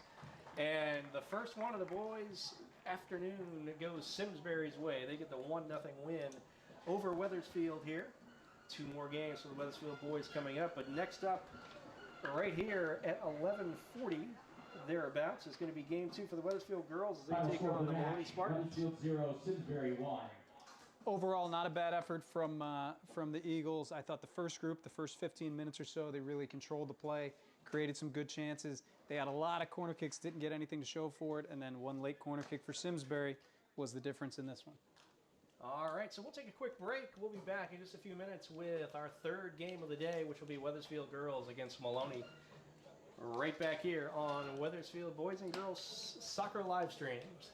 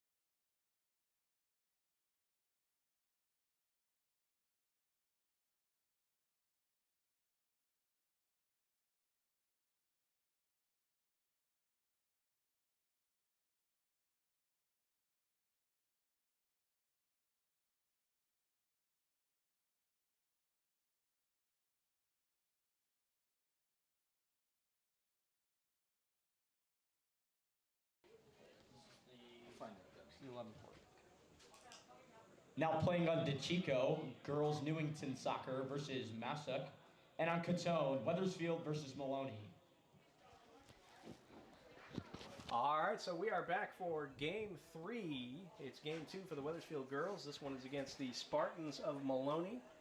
Wethersfield in the first game here on Catone of the morning played to a scoreless draw against Newington. Maloney over on DeChico at the same time fell 2-0 to Masuk. So the Spartans and the Eagles both trying to get their first goals of the day. One update from the boys' game, J.P. Fitzgerald was the Simsbury goal scorer, the lone goal that we've seen in 60 minutes of action so far today. All right, you can scribble that on our game notes on the other side of that piece of paper that you're writing on. So we'll have that for later. Right in that empty box, Tom. So Wethersfield in the light blue, going to go, it looks like right to left here in this one. Maloney in the green with the big Spartans logo going left to right. 30 minutes of soccer will settle this one. Yeah, neither team able to find the back of the net in their first games of the Jamboree, so we'll see what happens here as Maloney plays the ball high and forward. Is Stephanie able to get to it for Wethersfield? Do we have any Yakums on the Maloney team? Well, Tom, that was research that we hoped our team would be able to do before today's Jamboree, and I think our research team fell asleep at the wheel. We do know that on the boys' side, Brady Yakum, one of the key players for Coach A.J. Hodges' Spartans, who will host Wethersfield's boys' team Tuesday night, 6:15 at Falcon Field in the regular season opener. Should we... Well, don't make any promises about a live stream. We haven't tested a road game live stream. Plus, we're going to do the girls game before that. And if there's any Meriden traffic getting to Maloney High School, Falcon Field. We'll see. Wethersfield girls kick off the regular season. Maloney player involved in a collision there, down injured early. They're calling for the trainer on the sideline. Yeah, so we'll have a break in the action here. Unfortunate collision as Maloney coach Dave Parnas going to head out. We saw a Simsbury player limp off the field early on, and then Wethersfield, Tariq Alahadzik, took a shot to the back of the ankle. Really, coaches, their only hope during an event like this in the preseason is just keep everybody healthy. So looking ahead to next week's regular season as the crowd will give a nice round of applause to the Maloney player who will come off the field after that collision, coming off under her own power, which is always what you hope for after something like that. Scoreless in this one, just underway, about 2 minutes off the clock so far. Wethersfield girls kick off the regular season here at home at Catone, 3:45 on Tuesday, when they will host Southington to kick off the 2024 regular season. Back into the action we go. Ball played back to the keeper. Played ahead now. Wethersfield gives chase, trying to find an opportunity. Wethersfield in the first game, if you weren't with us for the Newington game, they really did control play. Didn't create a ton of offensive chances where the Newington goalie had to make some great saves, but encouraging that most of the play happened on the Wethersfield offensive half of the field. And for this girls' game, again, we want to make sure we thank our camera operator, Elena Rodriguez. And in boys' action, checking the scoreboard, Tolland got a 2-0 win in their first contest over Kingswood-Oxford. Wethersfield and Tolland will square off in the final match of the day here on Catone. That should be a good one. Should be a good one. Tolland is an experienced team, 14 juniors on a squad last year that made it to the quarterfinals in Class M. And they come out of the gate ranked number 3 in the preseason coaches poll for classes M and S. So that may be the test of the day for Wethersfield. And even though it's a Jamboree, there's some bragging rights on the line with Coach Kokomo, Coach Yakum. Coach Kokomo from Tolland is a Wethersfield High School staffer. Very familiar with members of this team, no doubt. But right now, it's girls' action here on the Catone pitch. Wethersfield in the light blue, going right to left, trying to find the back of the net for the first time today. just about 4 minutes gone, 26-14 remaining here in this one. Looks like that is Schenkel, I believe. Schenkel plays the ball ahead now. We're going to have a lot of new faces, and as we talked about in the first game, our disclaimer for today is without the benefit of numbers to cross-reference against a roster, we undoubtedly will leave some people unidentified and may even misidentify others. So we appreciate the grace during this preseason test run of some of the new broadcast capabilities. Madison Schenkel, I believe it is. You got it. The midfield. Madison Schenkel, correct. One of the seniors on this year's team. By quick count, looks like 7 seniors on the roster for Coach Tony Leone. We talked about it during the first game. This has been an impressive stretch in Wethersfield girls soccer history. Coach Leone, in the last 5 seasons since he took over the reins for the 2nd time in his career, the Eagles have amassed 56 wins in that 5-season stretch, 2nd most in a 5-year span in program history. Maloney, though, takes over. Ball played across the midline. Wethersfield trying to get to it in the back. Maloney gives chase. Nice turn by Wethersfield. Last second defensively. Looks like Bella DeStefani manning the center back position. Julia Daly gets a bit of a rest here. One of the 3 captains is Daly. Yeah, 90 minutes of soccer on the day. I think the coaches really want to get every player in the roster in and not overwork their starters, especially 3 days before the season is to start. And that was the one thing we heard from Coach Leone pre-game before the first game, is that we would see everybody on the field today, and he brought quite a few, as he tends to do for the Jamboree. A good chance to see players who may straddle that line between varsity and JV. Get a call here, it looks like offside, it will go. And Wethersfield is going to take over on the free kick out of the back.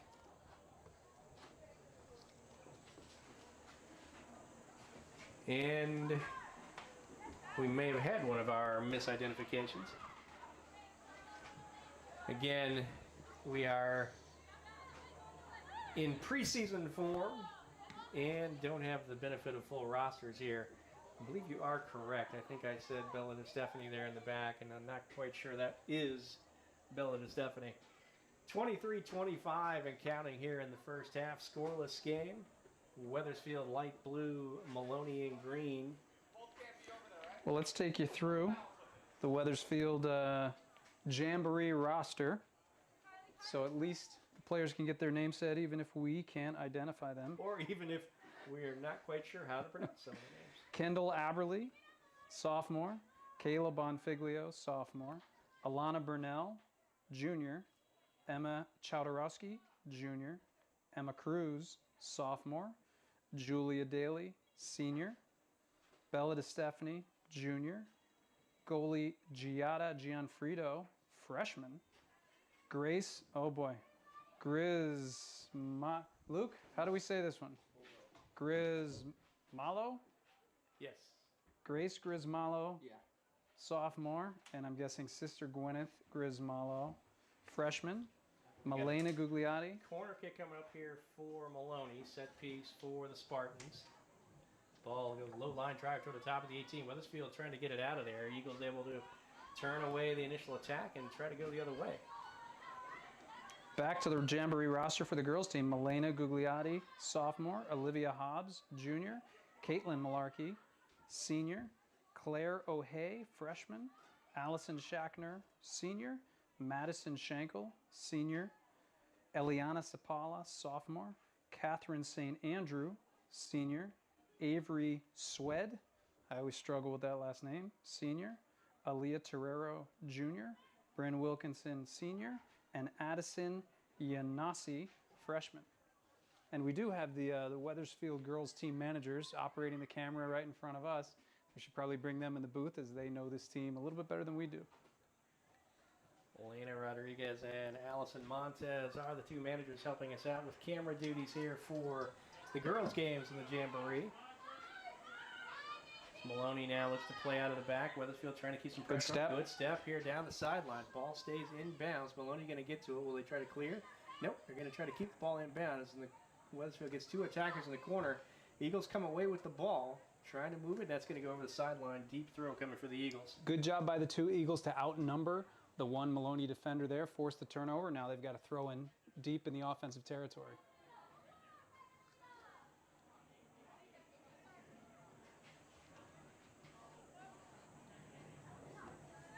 Throw comes in, headed by Maloney, goes over the side. Wethersfield going to take it again down past the Spartans bench. Ball deflects. It's just outside the 18. Wethersfield trying to get to it. Good shield by the Maloney defenders. They clear the ball over the side for another deep throw for the Eagles. So scoreless game, just about 10 minutes in, 20 minutes, 20 seconds remaining. Second game of the day for the Wethersfield girls. They played Newington to a scoreless draw in the first one. Last regular season meeting between Wethersfield and Maloney was last season on October 24th at Falcon Field.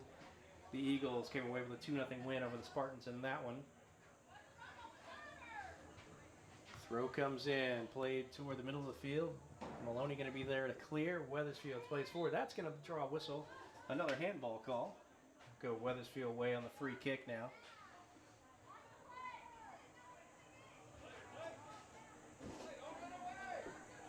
Coach Leone doesn't want this ball served in the box. He wanted them to play it a little bit quicker, take advantage of the, maybe catching Maloney's defense by surprise. As it was, the ball goes right into the arms of the waiting keeper for Maloney. In the defense of the Wethersfield players, this is probably not a unit that's had a lot of minutes so far this preseason playing together. That is one of the things of preseason, particularly the Jamboree, is players trying to get used to positions, get used to formations, and get used to playing with each other. Nice ball laid ahead there, cleared over the sideline by Maloney. It'll be a throw for Wethersfield. Scoreless still in this one. Maloney able to come out of there with it. Ball played toward the midline. Going to roll over the sideline now, and it should have been off Maloney. It'll be a quick throw for Wethersfield. Here come the Eagles in the light blue, going right to left. Ball goes over the side and quickly back to Maloney. 18:33 and counting in this second girls game of the day. Third overall of the 6. We will bring you from the Jamboree. Beautiful day. The sun is snuck behind some clouds, but the reports of potential rain earlier in the week have held off. It is a great day for soccer here at Catone. Ball's going to roll toward the midline. Nice job by Wethersfield to get to it. Maloney now taps it the other way, but here come the Eagles. Right-footed ball out of the back, switching fields into the center circle. Maloney going to take over. Maloney now trying to mount an attack down the far sideline. Good pressure from Wethersfield. Ball goes out of bounds. It's going to stay with Maloney. Substitution into the game for the Spartans as they line up a throw deep in their attacking half of the field. 17:35 and counting in this one.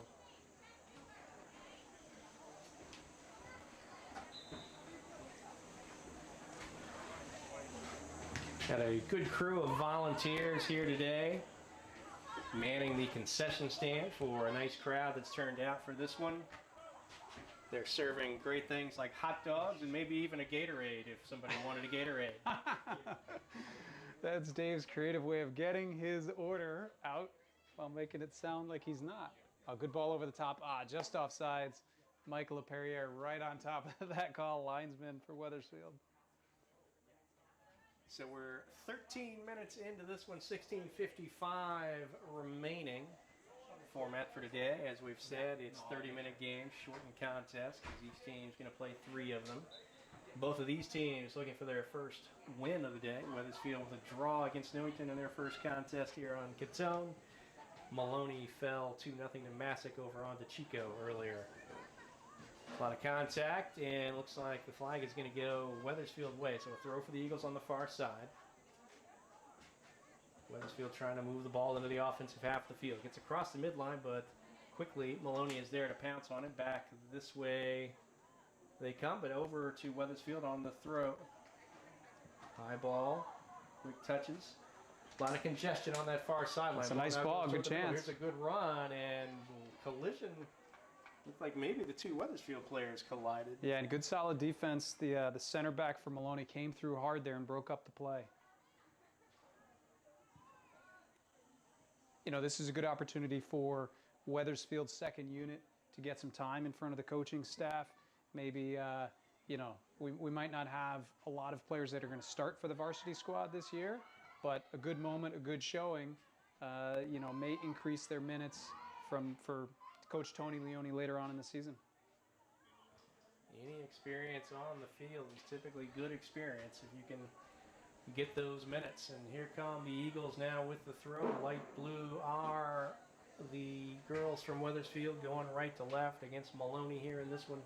Maloney in the green going left to right. There's the ball played over the midline by the Spartans. Going to bounce over and get back to Wethersfield. Deflected nicely though. Good attack on the left side by Maloney. Halfway through this second girls game of the day. 15 minutes and counting here as the ball goes over the sideline deep into the attacking portion of the field for Maloney. Nice crowd is assembled. We get quite a few folks on that far side enjoying what has turned out to be a nice day. Good showing here in the bleachers as well. I feel like every Jamboree in recent memory, the weather's been great, perfect. We haven't had to deal with too much trouble.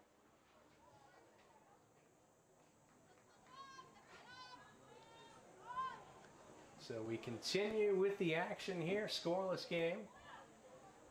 And let's see if our camera operator can hear us and give us an ID on the goalkeeper for Wethersfield.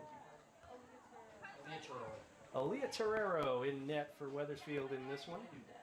Takes the reins from Gianna Gianfrido, who played the first game.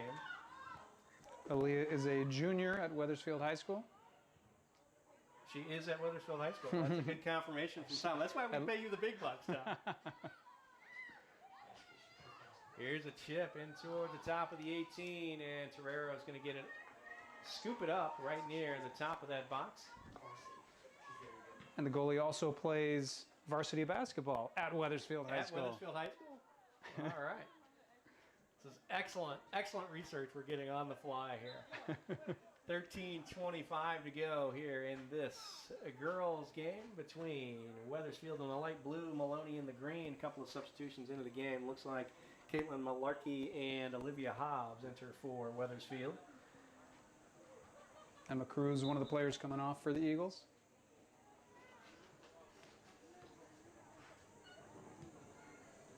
Ball tapped toward the midline. Good battle there. Maloney's going to come out with it, but Wethersfield quick to it on the defensive back line. Newington still moving forward, though. Deflected by Wethersfield. Eagles take over now. Down the sideline, quick touch and go, but it gets over and it's going to go back to Newington. I knew I was going to do that one of these times. Newington was the first game of the day. This is Maloney in green. This is your third game of the day, so it's easy to start mixing them up. Not even halfway through. Newington right now is over on DeChico playing Masuk. And the other two girls teams in this Jamboree. So for the third games of the day, Wethersfield girls will play against Masuk. And then Newington will round things out against Maloney over on DeChico here on the girls' side. Good battle here in the middle of the field. Wethersfield going to come away with it. Going to try to switch fields. Left-footed ball down the middle, though. Looking for Malarkey, but it's going to go right to the keeper. One of those where maybe a little bit of an angle might have helped create some space. Yep, a little more towards the corner, a little softer, either one of those. But good look. Got the ball, picked her head up, made a quick pass.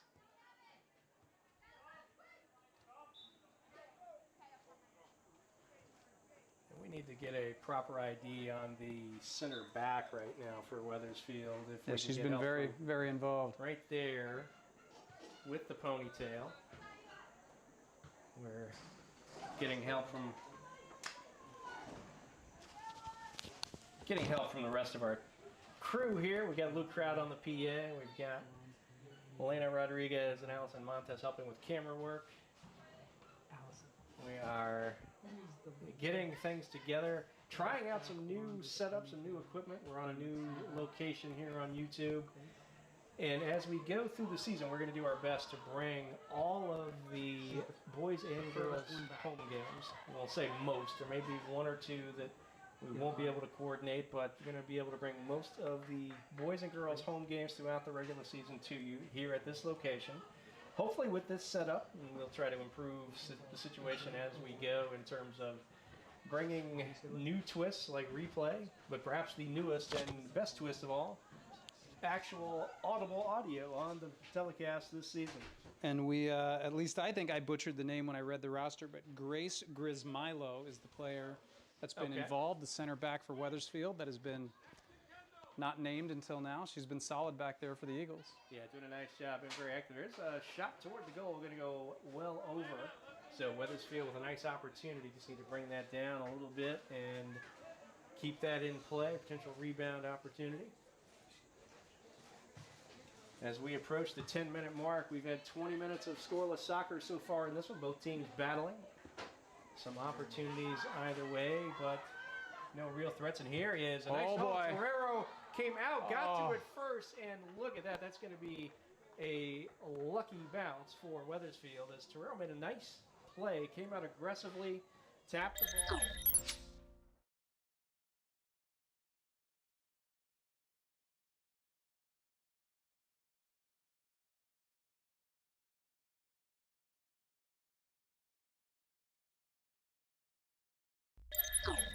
Kick for Wethersfield out of what was really a golden opportunity for the Spartans. Yeah, we've seen this a number of times today with the different games. Goalies coming out and winning balls so far has made a difference. You know, it's prevented a couple of breakaways. We haven't seen the goalies lose a battle like that yet. So The only goal we've seen here on Catone in almost 3 games now was the Simsbury goal in the boys game, which was really just a bit of a dribbler broken play in front of the net. Right, ricocheted off a couple of Wethersfield players, and J.P. Fitzgerald was there for Simsbury to put it home. The only goal we've seen today. Good battle by Hobbs right at the midline. She's still after it, able to take control, and she switched fields. She sends the ball toward the middle. Wethersfield not able to connect on that one, but good battle there to at least win the ball. And here's Hobbs again with the ball on her foot. Good move to get past the initial defender. Going to try to send the ball across, goes sideline, and again, as we talked about, just players trying to get used to different positions, different formations, different combinations. That one just not quite on the same page. Yeah, Hobbs, I think she skipped that ball off her left foot, you know, mishit it a little bit, but you can see the last 2 times she got the ball, she was looking to play her right wing in, really trying to create some instant offense there. So we're just about to hit the 8-minute mark in game number 2 for the Wethersfield girls, game 3 of 6 overall. Next up here on Catone at about 12:15. Here it comes. Here's an opportunity and turned away nicely. Good job there from Maloney's defensive line. Yeah, Hobbs involved in a good little give and go. Got the ball back. I think she was looking to shoot if she could have, but Maloney was able to break it up pretty quickly. Tried the through ball there as Malarkey was trying to sneak behind the defense, but intercepted by Maloney.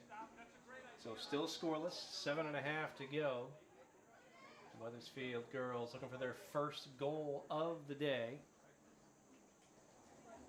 Some opportunities in that first one against Newington. Not able to make anything happen. Scoreless draw in that first contest. We're scoreless in this one. 7:13 remaining. Maloney and Green trying to move the ball into their offensive half. To the center circle we go. Here's Maloney trying to turn the ball. Oh, good ball. Nice ball played through. Gets behind the defender on that far side. Here we come to the top of the 18. Action brewing here. It's a wide open shot opportunity. It rolls toward the net and on the rebound. It's going to be waved off, I believe, an offside call as the Maloney attacker got behind the last defender. Once that ball came back into play, she was offside.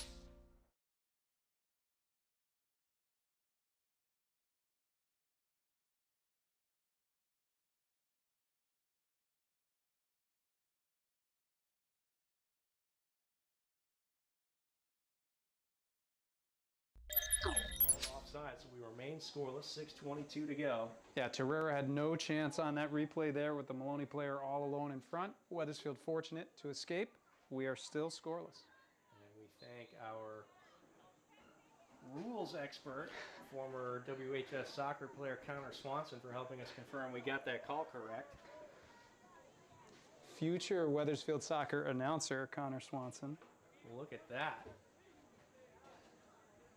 Are you telling me I'm fired, Tom? Is that what you're trying to tell me? I think my job is on the hot seat more than yours. Ball goes in towards Terrera. Low hop, challenging ball, but she gets it. Yeah, another example of the Maloney forwards a little bit more aggressive, hungrier to score a goal than the Wethersfield defense has been to prevent the goal. That ball short hop Terrera. That can be a dangerous play, but she did a nice job scooping it up. Wethersfield trying to come the other way. Malarkey unable to get to the ball. Maloney turns it. Hobbs at midfield. Deflects again. Let's see if that goes over. It does. It's going to be Maloney ball as we hit 5:22 and counting here in this contest. Still scoreless. Maloney will take the throw as they bring some fresh faces into the game. As a mom delivers a Powerade to her daughter. Can't go wrong with Powerade. Gotta hydrate. They're not a season sponsor, so I'm not going to give them that credit. We don't have any sponsors yet, but if you're listening. Well, the WHS Soccer Booster Club does, in fact, have sponsors, which you'll be hearing about throughout the season. President Paul LaPerriere, or as we like to call him, Paul LaPierre. He's done a nice job recruiting sponsors for the season for both the girls and boys games here at Catone. Soccer Booster Club is operating the concession stand, which serving tasty hot dogs, maybe some pizza, Gatorades, Cokes. And we got a lot of night games this year between the boys and girls teams. I think maybe 8 total. So bring yourself out, check the schedule if you can find it. It's not as easy as it used to be. But come to one of the night games if you can make it. Good atmosphere, press box. Snack bar open. Press box will be open because we'll be here too. Don't come to the press box. We don't have any food. Don't come eat dinner in the press box. I mean, you're welcome to come say hi, but we typically don't have food. As Hobbs able to turn the ball, surrounded though quickly. Nice job again by Maloney to swarm the ball before Wethersfield can make much happen. Maloney tries to play forward. There's a high ball coming in toward the offensive half for the Spartans. Good step there from Schenkel for Wethersfield. A lot of congestion in this one. A lot of gathering around the ball as both teams trying to figure out their formations. Malarkey now battles 2 defenders, sends it ahead. Got a run happening down the left side, but a good step and a nice shield there along the sideline. Yeah, Maloney sends it over. Nice work from Malarkey. You used the word shield there. She shielded her defender, played a ball up the sideline, and Wethersfield's going to get a throw in. It's a scoreless game as we hit the 3-minute mark. Throw in for the Eagles. Wethersfield in the light blue. We'll have to see what each team has in store for the regular season uniforms. Haven't seen the media day reveal on those yet, but maybe that'll be coming up soon. Wethersfield not able to make anything happen with that deep throw, so Maloney will take over, 2:35 and counting. Again, if you're sticking around with us here, one of our... Good pressure from behind there. Yeah, good job. Oh, here's a ball going forward, though. Lucky bounce, fortuitous bounce for Maloney. It's going to go over the sideline, and looks like we will stay with the Spartans. So a deep throw just past the Wethersfield bench in front of the Wethersfield boys team that is gathered waiting for their next game. Their second of the afternoon will happen just after this one, as they will take on Kingswood-Oxford and goalkeeper Connor Morris, brother of Wethersfield keeper Nate Morris. Oh, this could be dangerous. A nice ball deflected by Maloney, though. Can they turn it? Wethersfield tried to keep the pressure going. It's going to go over the sideline. It'll be a throw for the Eagles. Hobbs has been, she's been very involved since she came into the game. You can tell when she gets the ball, she's really looking to jump into the offense, pass the ball, move, and create for her fellow forwards. Ball rolls across. Malarkey back to hop. She lets one go. It's going to go to the left of the goal. Good opportunity, though. Yeah, and good to see her shooting from there. I played adult league soccer with her dad. He has the hardest shot I've ever seen in my life. So good to see that he passed it down to his daughter. Well, can't wait as the season goes on for more stories from adult league soccer from You Tom want McCarter. fewer stories about that. Maloney turns it back. Playing out of the back are the Spartans. Switching fields. Wethersfield makes a step, a foot on it for the Eagles. Maloney still in control, though, as we approach the midline. Under a minute to go in this one. I lost track of time. I didn't get my 1 minute reminder from PA announcer Luke Kraut. It's lunchtime, though, so you can't fault him for that. And we are not one to throw stones. Luke Kraut is on his game all day, every day, unlike those of us with the mics for the live stream. Look at that. The 40 second. That was basically 30-second warning. That was take that, Dave. That's right. In your face, Dave Gustafson. Wethersfield trying to move the ball up the field, see if they can get one on the board. We've got 15 seconds to see if the Eagles can make something happen. Coach Tony Leone hands off. Throw coming. Clock is ticking. 9 seconds. And here's the throw. A lot of extra room taken on that one as we go down to the final seconds. 2-1. There's going to be the horn, and the Eagles come away with their second scoreless draw of the Jamboree. Girls will be back here on Catone at about 12:50 for their final game against the Panthers of Masuk. Next up, Wethersfield boys against Kingswood-Oxford. Stick around for Morris versus Morris in the net. That's right. We'll be back in just a few minutes.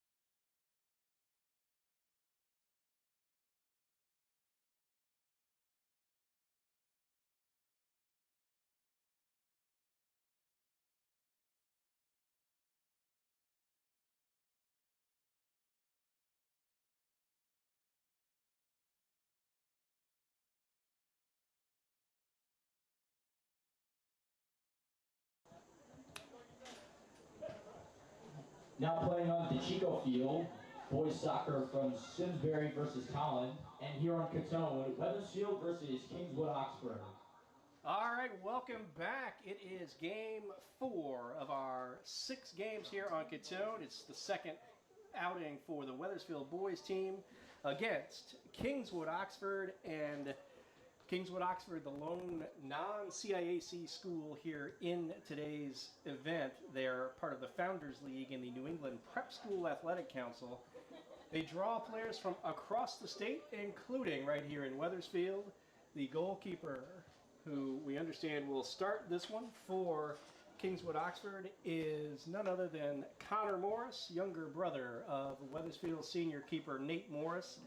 We will have a Morris minding each net in this showdown. Proud Papa Chris Morris has been hyping this one on social media, but we understand the real shout out goes to Mom Maureen, who played goal at Stonehill.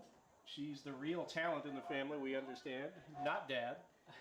So the Morris brothers will face off in net for this one.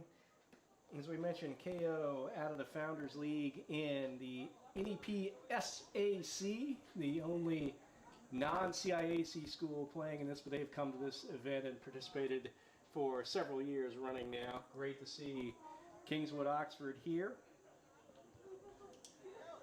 The KO mascot, in case anybody was wondering, is the Wyvern. And I hope I'm pronouncing that correctly. W-Y-V-E-R-N. It's described as a legendary winged beast from medieval times. Not to be mistaken, in case you were mistaking this, not to be mistaken with a dragon. Dragons breathe fire, whereas wyverns have attitude.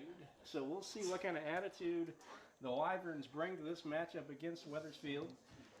Kingswood-Oxford comes off a 2-0 loss to Tolland on DeChico earlier, while Wethersfield went down 1-0 to Simsbury in their first game here on Catone. So both of these teams looking to find the back of the net for the first time and looking to right the ship after losses in their first games. It'll be 30 minutes of action once we get underway. Wethersfield in the light blue. They will move from right to left. Kingswood-Oxford in the dark gray. We'll call it charcoal. How about that? We're going to call this charcoal for today. They're going to go left to right. Kingswood-Oxford again fell to Tolland. Tolland is maybe the cream of the crop here among the boys' teams. Good season, making it to the quarterfinals did the Tolland Eagles in Class M last year. Return a lot of experience from that squad, enough to get them an early season nod as number 3 in the coaches poll for Classes M and S. But first up, for the Eagles, Kingswood-Oxford. Wethersfield, a nice job in that first game. Moved the ball well offensively, created some chances, but not really able to execute in the final few yards after creating some chances early.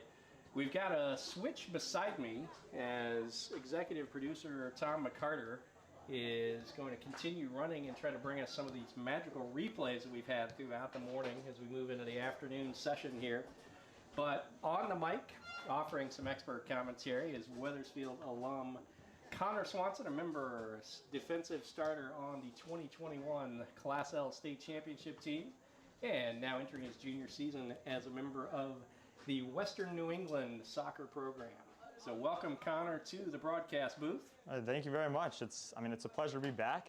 I miss being out on that field, but being up here gives me that experience. I can still be here with the team and in the program. So I'm excited to watch some good soccer today and help you out in the booth. Well, we are happy to have the help. If you heard the last game, you know that we need all the help we can get here in the booth. Give us some idea, though, for this team at this point as you're just about to head into the regular season. It's a great afternoon, a great event here at the Jamboree, but what goes through the players' minds and what sorts of things are you trying to work on, or what are they hearing from Coach Yakum? I think at this point, right before the season kicks off, there's probably still a lot of question marks regarding where am I actually going to see my minutes?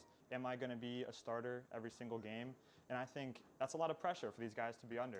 They're out here, they're playing. It's a beautiful day, like you said, but at the end of the day, it's tough to play in these soccer matches, especially, they're 30 minutes, very quick. maybe for some of the offensive players like that can't really settle in, there might not be as many chances to show what they can do. So I think they gotta work. They gotta work very hard and make the most of the few chances that they may have. And it is interesting with the shortened format, the 30-minute game. There's not really much to necessarily think about in terms of pacing, I would assume. You can really go at it hard for those minutes that you're out there. Yeah, I mean, if you can go all out for 30 minutes, that's fantastic. I mean, these players, they're used to these 90-minute games, so you would hope that they have the ability to go all out for, you know, these shorter periods. And we've seen from the previous games, they are making those subs as well to try and get everyone in. So it's not even 30 minutes really. It's probably around 20 minutes. And I think with a team like this, they should be capable of going the full 20 all out, and, you know, we'll see. And we understand, in addition to just being familiar with the program overall and an alum, as we talked about, we understand you have some direct experience with this club, helping coach some of the summer league games at FSA. We talked earlier about offense maybe being the biggest question mark for this squad, with so much scoring from last year's team being lost to graduation. What do you see as some of the keys for the team this season and success? So yeah, I mean, I've worked with this team in the summer for the past couple years now, and that's allowed me to really get to know the players like individually and see how they work well together. I think for this team especially, it's going to come down to effort. You know, I've seen in the past sometimes there's a little bit of, okay, I'm tired, I'm just going to stop, you know, I'm going to catch my breath. And at this level, you can't miss a beat.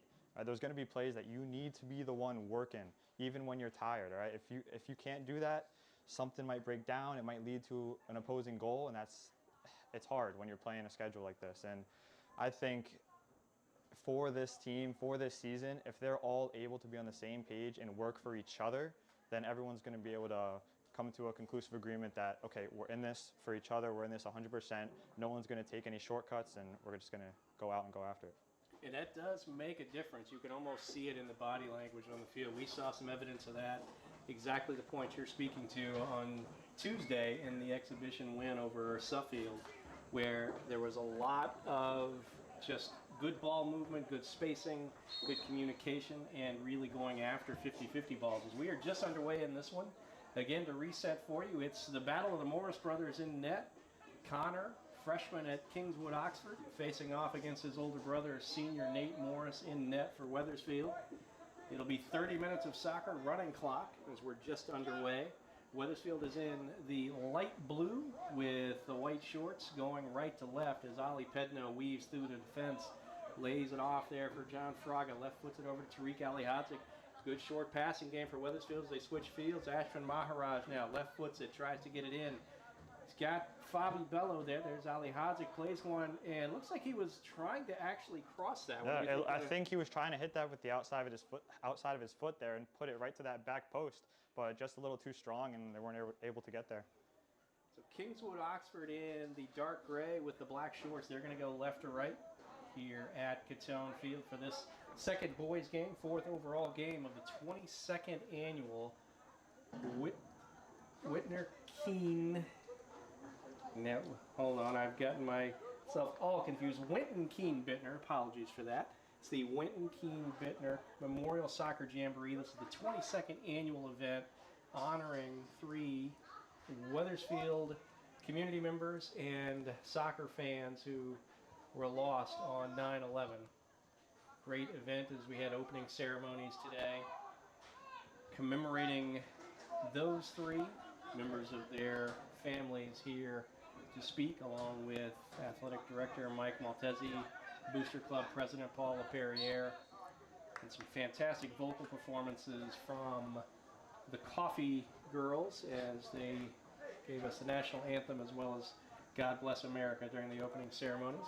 Back to the action on the field. Kingswood will take over here. A free kick coming just inside the midline. Wethersfield shapes up defensively. And Connor, we saw in Tuesday's exhibition a little different formation from what we're used to from Wethersfield. Only 3 along the back line. Is that something that the team worked on over the summer as well? It really wasn't. From the games I was at during the summer in that league over in Farmington, it was a lot of the 4-back. So I think it was definitely an adjustment. You know, maybe they worked at it with some of those summer practices with Coach Yakum, but from what I experienced, they were used to playing in that 4-back system. So it was definitely an adjustment for them. All right, so Kingswood maintaining possession here. KO with the throw on the far sideline. The official backs them up just a little bit.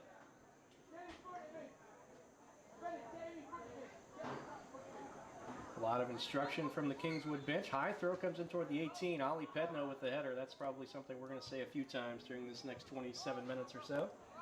Wethersfield plays it ahead. Fabi Bello gives chase. One defender back. He's going to have to play it back. There's nice pressure from Bello. Force that play back to Connor Morris. First time he's touched the ball. Calmly sends it over to the far sideline. Kingswood now trying to move the ball the other way. Across the midline, but there's Xander Hong waiting there for the Eagles. On the far side we go. Pedno with a nice turn. Under pressure, gets it off to Hong again. Hong up the front. A lot of contact. He knocks into Frogger, but an infraction will be called on KO and we'll have a free kick coming for Wethersfield. Now, I think I am guilty again of a misidentification. I think I had Leo Nahara misidentified there. That is the downside of the exhibition season. No numbers to cross-reference as we get familiar with the players on this team. But here is Ali Hadzik with the ball. It's headed by KO. High as the official scoots out of the way, goes back center circle. Ali Hatzik's got to chase it down. He'll play back now to Nate Morris. He's outside the box, so he left foots it high over the midline. Bello going to give chase, and all KO can do is clear it over the sideline. And that was interesting there, what you saw from Ramo. He saw the ball coming over his head, and he kind of, he let it go. He knew he had another man behind him, so he kind of, he took a defender and made the defender think that he was going to go for it, and he just kind of dummied it, and it worked out perfectly. The ball goes out for a corner in our attacking half here. Nicely done there by the Eagles. Here's Amatovic with the ball headed by KO. Back and forth we go. Leo Naharo now. Pressure is on the near side. It goes over the sideline, so Wethersfield will get the throw. He'll drop off. Julian Coulier, one of the three senior captains this year for the Eagles, will take the throw. Coulier, Nate Morris, Ali Pedno, the three senior captains for this year's edition of WHS Boys Soccer. 5 minutes exactly gone in this one. Scoreless game, each of these two teams. KO in gray, Wethersfield in light blue. Nice ball played ahead, but headed out of there by KO. Each of these two teams looking for their first goal of the afternoon as we are into the second game for each squad. Coming up in a little while after the girls play their third game, the Wethersfield boys will round out the afternoon taking on the Eagles of Tolland in their final game of today's Jamboree. 24-25 and counting here. Scoreless game. Each Morris in net has touched the ball once unofficially. No shots on either one of them yet. KO, though, trying to mount something here. Good pressure there from Leo Naharo. Nice job from Pedno in the back. No whistle. KO bench thought there might have been something there, but Wethersfield comes the other way. Ali Hadzik got plenty of space. Going to take it here. Where's he going to go with the ball? Cuts it across. There's a nice move here. Left-footed shot deflects off the defender. Right-footed shot, and look at that save from Connor Morris.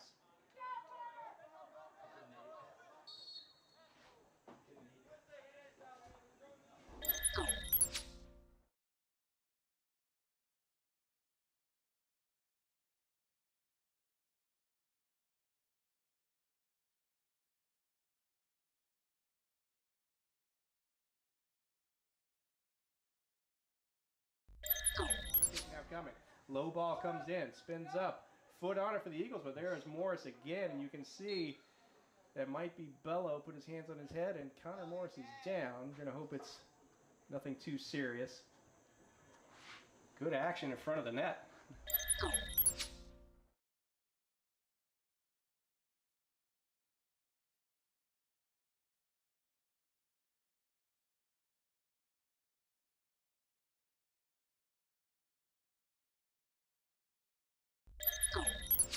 From that exactly what happened to Connor Morris, but he's up. Looks like he's going to stay in the game. Trainer comes down along the sideline. Official talks to Morris. KO coach jogged out to check on him. Looks like everything is okay. Trainer will check in with the coach, but Connor Morris plays a low line drive toward the center of the field. Pedno able to get to it for Wethersfield. Here come the Eagles the other way. Good ball from Ali Hazik, but just a step offside from Fabi Bello. And, you know, even though that results in an offsides, I think that's going to be crucial for this team this season, is Pednell picking up that ball in the midfield and being able to distribute right away when the defense might not be ready. So even though it ends up in an offside here, maybe they get 5 more chances like that in the game, and one of them might end up in a goal. Yeah, you love to see the creativity, and that was something we saw Tuesday in the Suffield scrimmage. The angles that the players up front were creating, and then the quick movement of the ball from the midfielders, really impressive on Tuesday, and some of the same here. Still scoreless though, 21:45 to go in this 30-minute exhibition game. Kingswood-Oxford keeper Connor Morris lines it up top of the 18, and he's going to pick it up now. Looks like he is going to boot this one. High ball toward the center circle. Ashman Maharaj with maybe a little too much contact. That is going to draw the whistle. It'll go KO way on the free kick. Might have been a little extra push in the back there as Maharaj came to apply the pressure for Wethersfield. There was one of those earlier that the KO bench made some noise about, so you have to think the officials were watching for the next one from the Eagles. 9 minutes gone, 21 to go here. Free kick for the Wyverns of Kingswood-Oxford. Headed out of there by Wethersfield. Eagles in the light blue trying to move the ball to the other half of the field. Quick throw. Looks like Sardo has it. Into Pedno. Ships it over the midline. Looking for Fabi Bello. He's got a chance between 2 defenders. Ball ricochets. Bello able to settle. Has to pull it back. Plays back. It's past Ali Hazik. But look at Kuye with the hustle. Senza, that's a handball. Going to draw a free kick there for Wethersfield. And that's what we're talking about. You know, we were talking before the game about that effort. And right there, you saw Julian. He got to that ball and, you know, ends up being a free kick for us. So good work there by him. Could have easily stood his ground near sideline, but sprinted in to get that one. And good result. Here's a ball going through. It's going to get all the way back to keeper Connor Morris. Morris against Morris in net. We saw Nate for Wethersfield applaud his younger brother a bit on that save earlier. Dad Chris is in the stands filming this one. Mom Maureen is here. A family event. What do you think, Connor? Try to put yourself in the position of a parent here. If you've got 2 keepers on opposite sides, are you just hoping for a scoreless draw? Is that what you hope for? That's the perfect result, isn't it? It's a clean sheet for both of their sons, and you know they can walk away saying good job to both of them, right? We already have seen Connor make a couple saves here. You know, Nate hasn't really had any need to make a save yet, but maybe that'll happen later in the game, and they can both be happy after this game.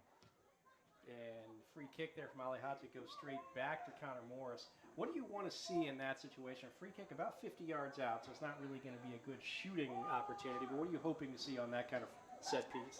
I mean, it almost seems like it might be better to just play it short there and just try and maintain possession a little bit. I mean, they kick it long, and now Wethersfield's just back in possession, so not really an ideal outcome for them there, but, you know, maybe they were feeling like they just had to release the pressure a little bit, and I think that's what they decided to do. Boy, good ball for Julian Kuye. Split 2 defenders there as Wethersfield tries to maintain possession. And let's see which way we're going to go. That's going to go Kingswood-Oxford way. Kuye thinks Wethersfield's going to keep it, maybe trying to influence a change of calls, but clearly the official pointed the other way. Yeah, so, you know, that's something that you see a lot, I feel like. You know, it goes out and maybe the officials aren't very sure, so then you see someone step up and they're like, it's our ball, it's our ball. Then the ref's like, oh, it must be their ball. You know, they're stepping up for it. So that's funny that Julian tried to do that there. Never hurts to try, right? Exactly. Bello, nice chip. Gets off the head of the Kingswood-Oxford defender. Let's see, it's going to go over the sideline. So it'll lead to a deep throw for Wethersfield. So a good aggressive play. Yeah, great ball angle played by Wethersfield. Throw comes from in front of the bench. There, Sardo taps it ahead. Ball played in, attempted to be played into the 18. Deflects off of the KO defender. So we'll have a corner kick. Set piece here for the Eagles. We've seen some good services on set pieces early. What was a strategy that Coach Joachim tried to employ on corner kicks when you were playing? A lot of the time, we kind of sent it in the box, but we did have a couple plays where we would try and play it short and maybe open up a freer look that we could actually take with our feet rather than relying on the headers. It all comes down to the size, though, on that team. As you see here, the ball's in. Good shot there. Oof. wow. That was off the a nice defender's play. back. Good settling, quick Yeah. shot. That was pass confirmation, Fabi Yeah, Bello. Fabi, yeah. And we have another field goal. We've got a lot going through the football crossbar.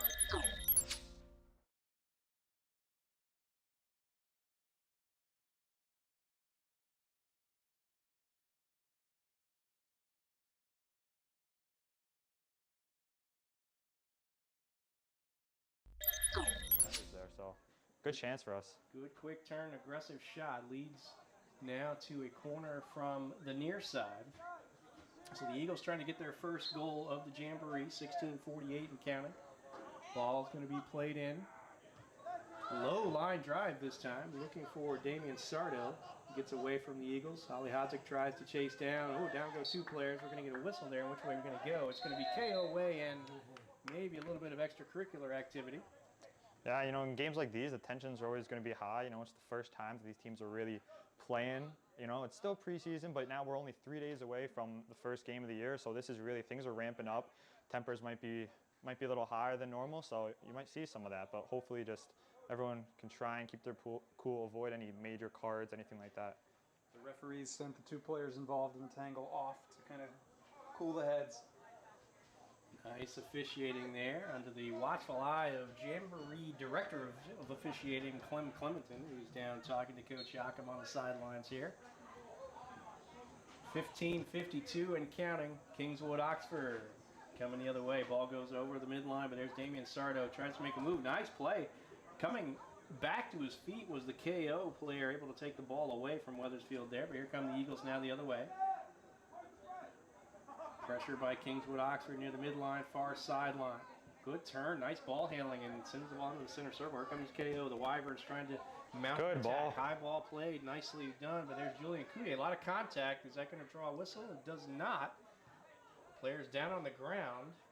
Ball comes out at the 18. Good slide there. Post the ball over the sideline. That'll give it to Wethersfield. So Eagles turn away what could have been a good opportunity there, counter for Kingswood-Oxford. Yeah, good work by the defense there. You saw Julian was over there by himself at first, and he received help from another Wethersfield defender. I couldn't quite make out who came over and helped him, but the ability to recognize that he needed some assistance there, I mean, it helped him get out of that situation. Now we gotta throw in.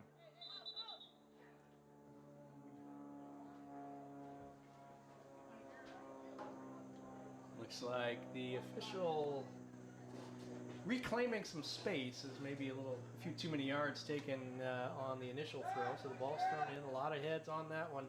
Ball still moving toward the Kingswood-Oxford into the field. Wethersfield trying to clear it out. Good battle here. Kingswood-Oxford able to come out toward the sideline. They'll get away from them. That should be a throw in for Wethersfield.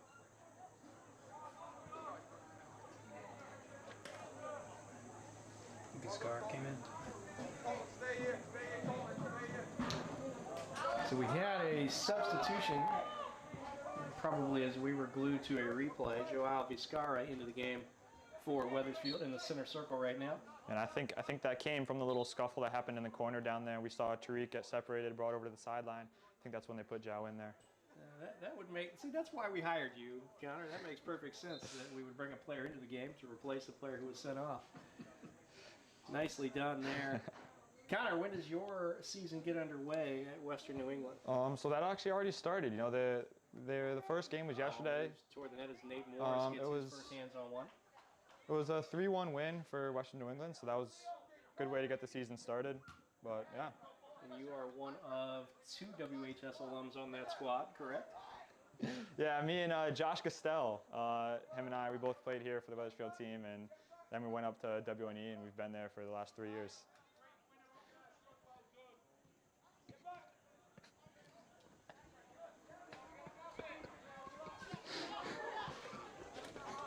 Well, back to the action we go. Xander Hong trying to turn the ball for Wethersfield. We're learning some things about our research team here for these telecasts. We're going to have to really get cracking on for the regular season, but we're doing what we can for today. Like we said, it's preseason for us too, huh? Preseason for everybody involved. Kingswood-Oxford out of the back. Scoreless game, 12:33 remaining here in this one.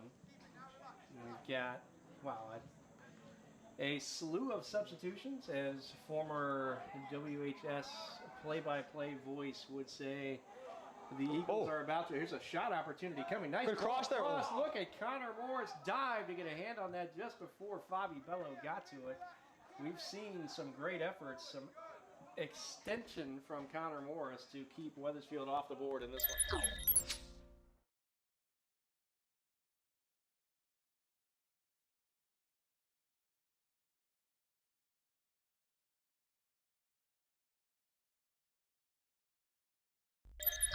Taking off the injury earlier, and looks like that'll be the end of the Morris versus Morris battle as Wethersfield makes a substitution at keeper, as that is Joey McKenna. Joey McKenna in to replace Nate Morris on the Wethersfield end of the field.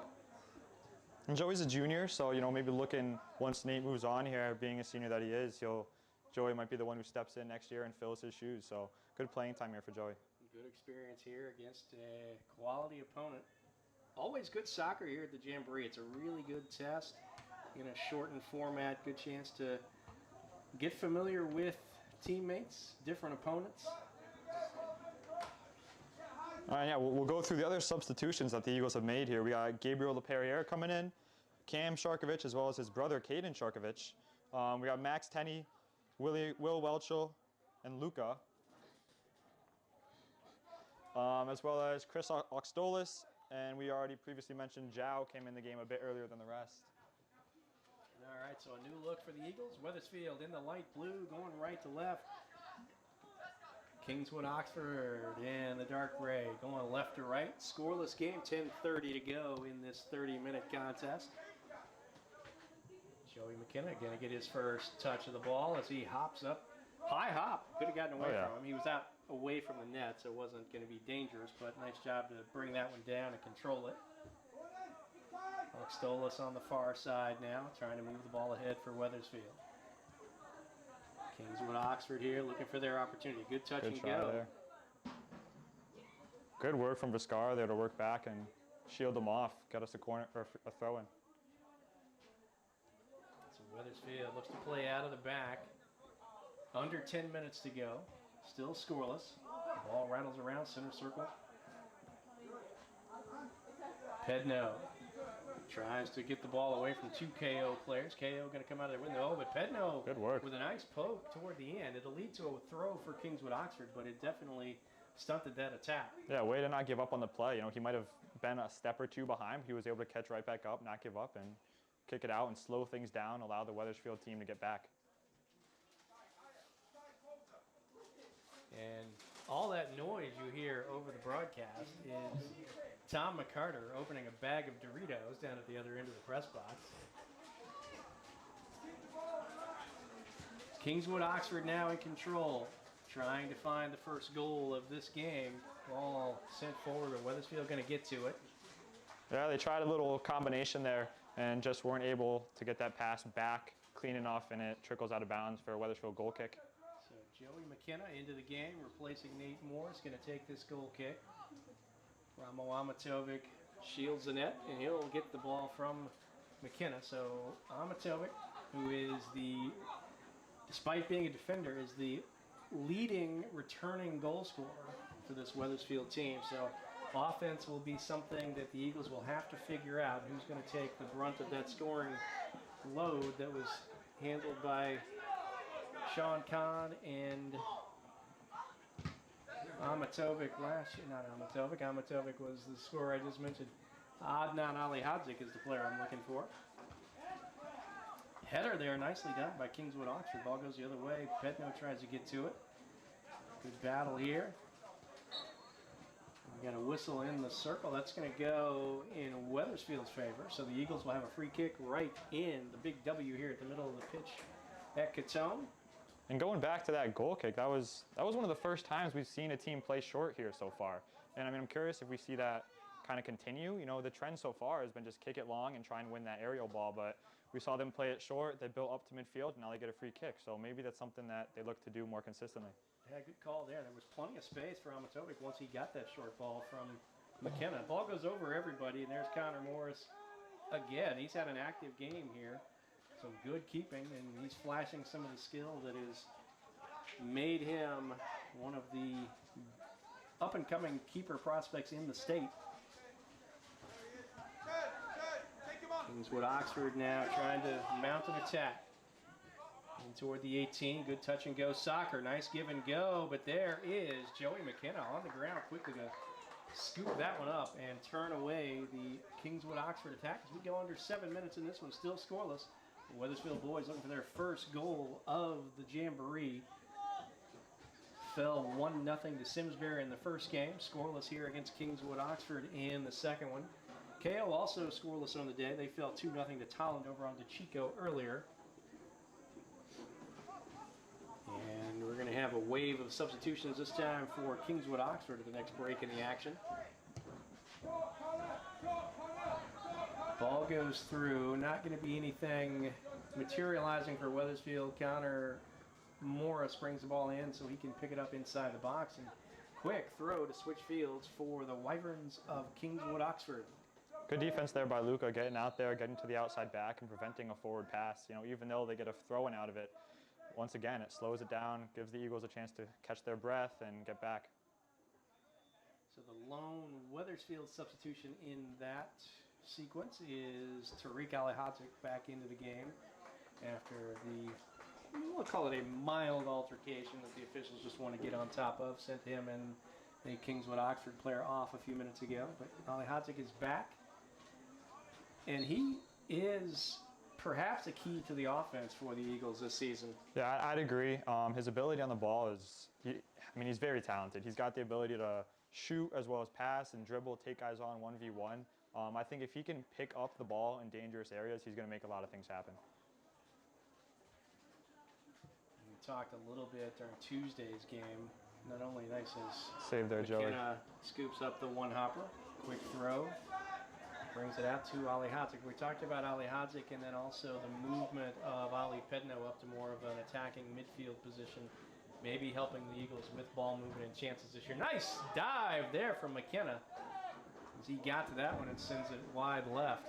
And that was impressive there from that KO attacker. He dribbled through, I think, 3 or 4 Wethersfield defenders there to be able to get that shot off.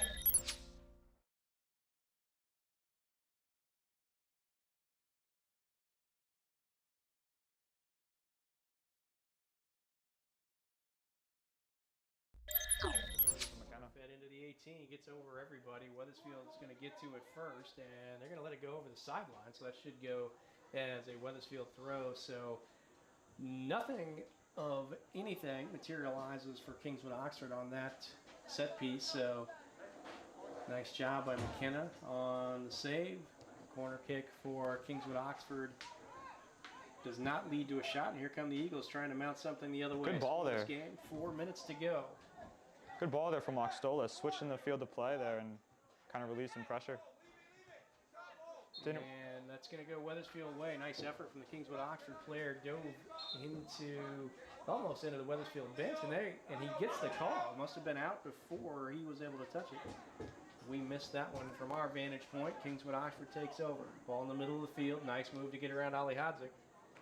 Into a lot of traffic, a lot of congestion in front of the 18. Oxtolas kicks it right as McKenna is coming to it. That looks like maybe a little bit of just unfamiliarity and communication perhaps there, Connor. Yeah, I'm curious if McKenna didn't say anything. You know, obviously it looks, from our vantage point, it looked like he should be the one picking that ball up. But maybe, you know, he wasn't loud enough, something happened, or Chris just thought it was a dangerous situation. He wanted to just be safe and clear it. So a little bit of miscommunication there, but hopefully it doesn't result in anything.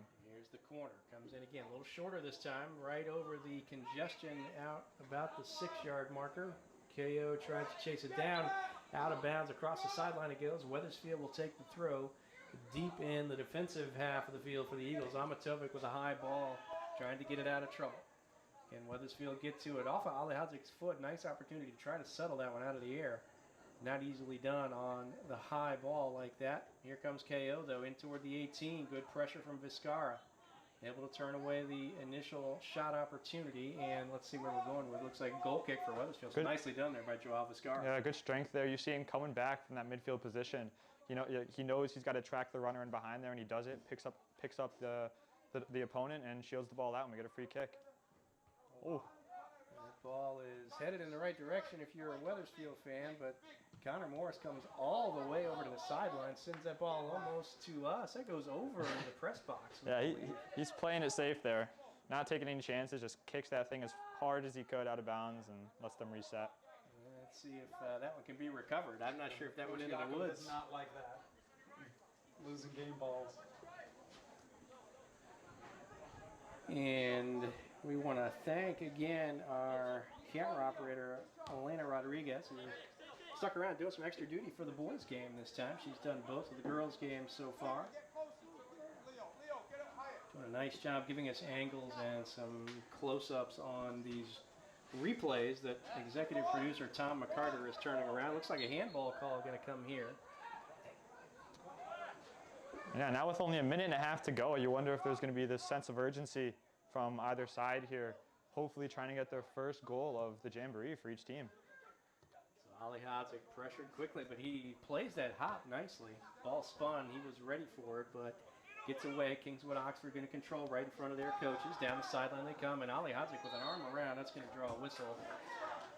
And it's going to stay Kingswood ball. It's going to be a free kick just inside the midline here near sideline.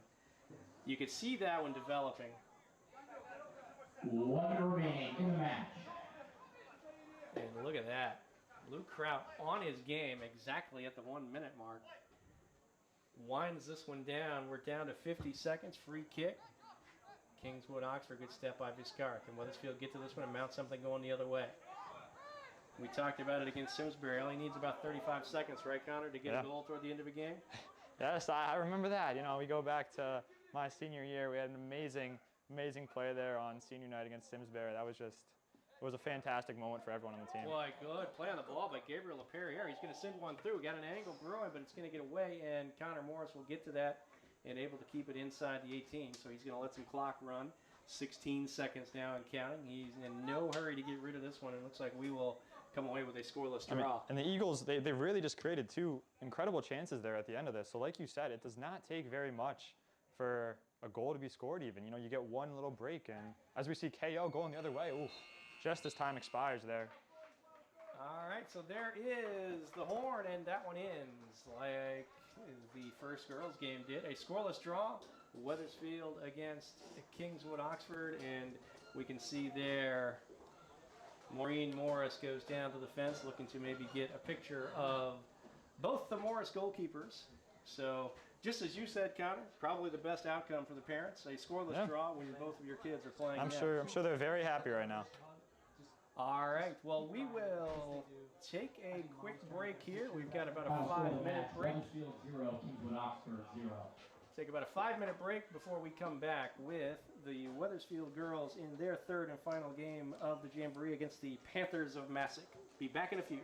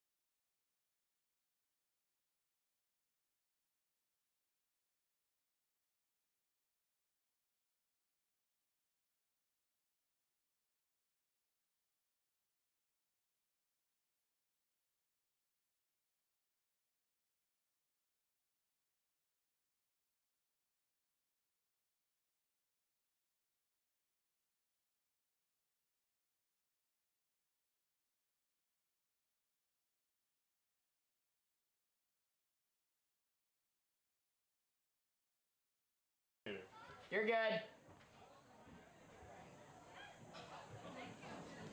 I don't know. Oh, shoot. Do you want it unmuted?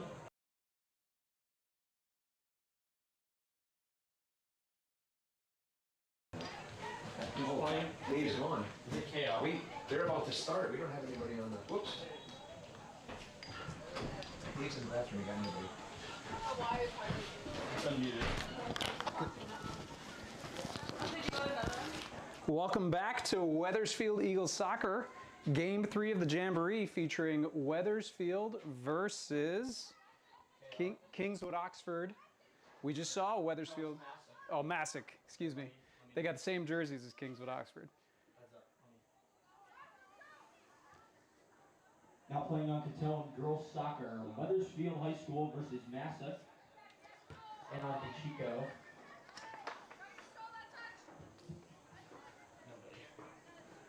The other one, Maloney versus Newington. Really? Would have to be. Oh, it's blocked. Maloney versus Newington on the Chico. It just wasn't. Wethersfield Eagles still looking for their first goal scored of the evening. They've played 2 scoreless 30-minute halves against Maloney and Newington. Starting lineup for the Eagles. Giada Gianfrido is in the net. The back line is Bryn Wilkinson, Grace Grismilo, Julia Daly, and Bella Di Stefani. Claire O'Hay starting at defensive center midfield with Kayla Bonfiglio, Eliana Sapala, and up top is Allison Schachner, Alana Burnell, and Caitlin Malarkey. That's your starting lineup for the Eagles. What did I miss, Tom McCartney? I just hope you turned your microphone off when you went to the bathroom. Uh-oh. Frank Drebin. Burnell up front with the attack. He's going to come away with the ball. Looking for Schachner on the cross, knocked away by Masuk.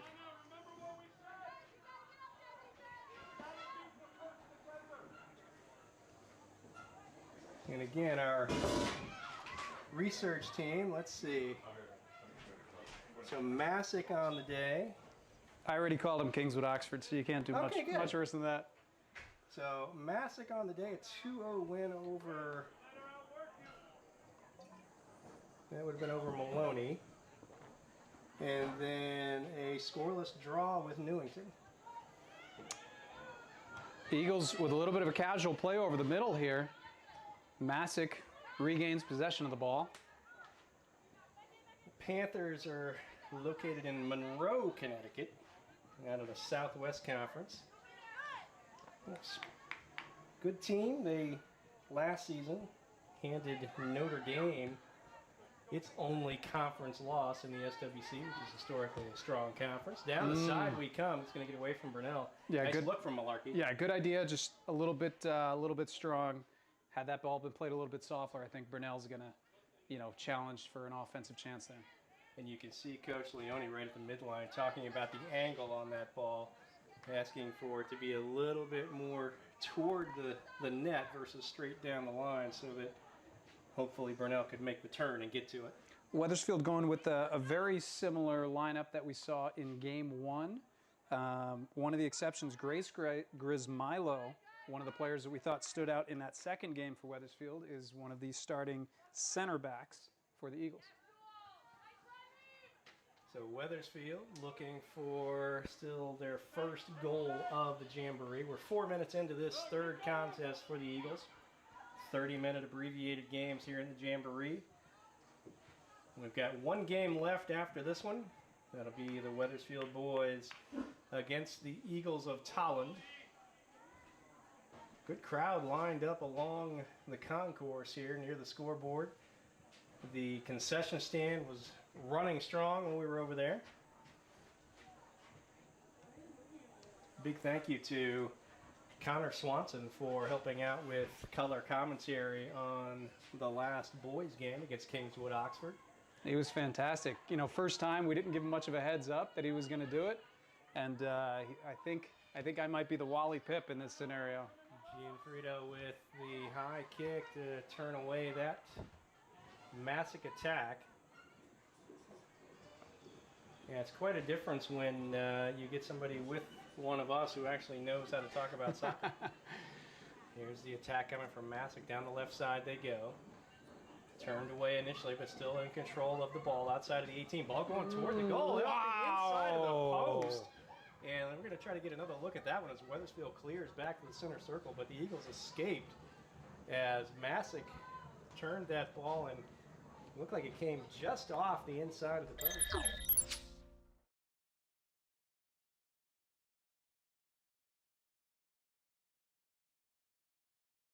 Off the bottom of that crossbar, nicely done by our director in the truck to get the clip of that one.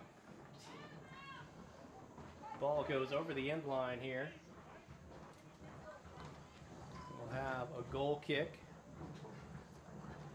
So we saw here, Gianfrido in the first game. Second game in net was Aaliyah Torero, but Gianfrido is back for this one. Julia Daly in front of her, anchoring the back line of the defense. Burnell battles for it. Back and forth we go. One-on-one, good battle here. Burnell still after it. Down go both players, but ball-to-ball contact, so really nothing to call there. And you can see center ref Clem Clementon throw his hands up.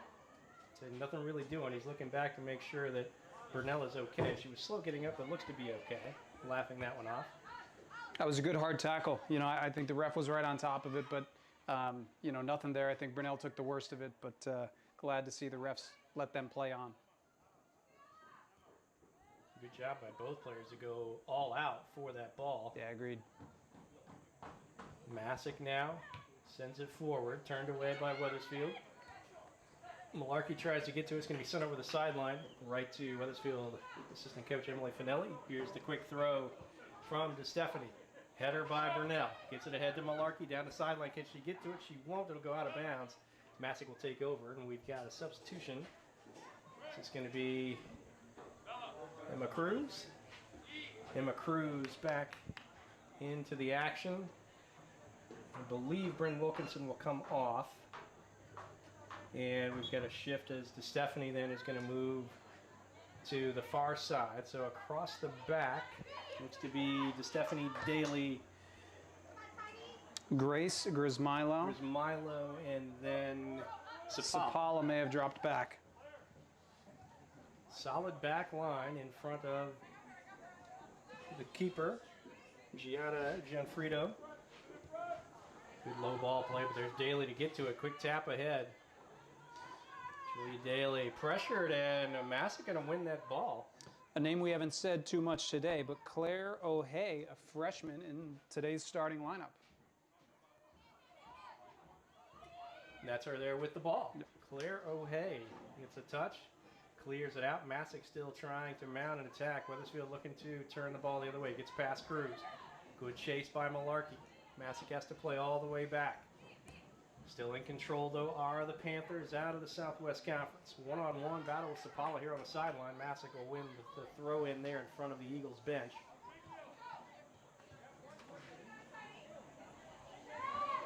Our research team was unable to find a last regular season meeting between these two teams.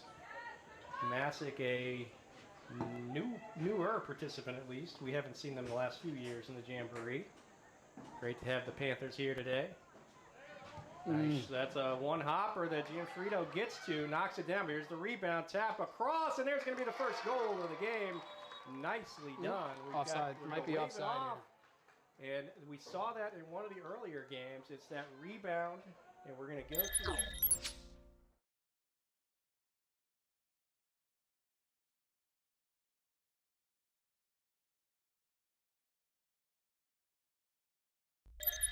And that's why the goal is waved off. Good job by Jamboree Director of Officiating Clem Clementon on the call there. And with help from his AR. That looks like, is that Jim Jablanca here next to Coach Leone. So good job by the officiating crew to get that one right. And there's Dan Billwack over on the far side. It's one of the few events where you hear the referees introduced at the beginning and the crowd cheers for them. So I think they enjoy this moment. It's the last ovation they'll get. And like so many people here, the officials are volunteering their day to come out and make this jamboree happen. So nicely done by all of them. Donate their time. Here's a left-footed ball, and it's going to go wide right, scooped up by the Masuk keeper. You know, all the officials donating their time today, and unlike the regular season, we've got 3-person crews for all the games, 2 ARs in addition to the center ref, unlike the high school season where you just get the 2 refs on field. Yeah, I like this formation better than the high school.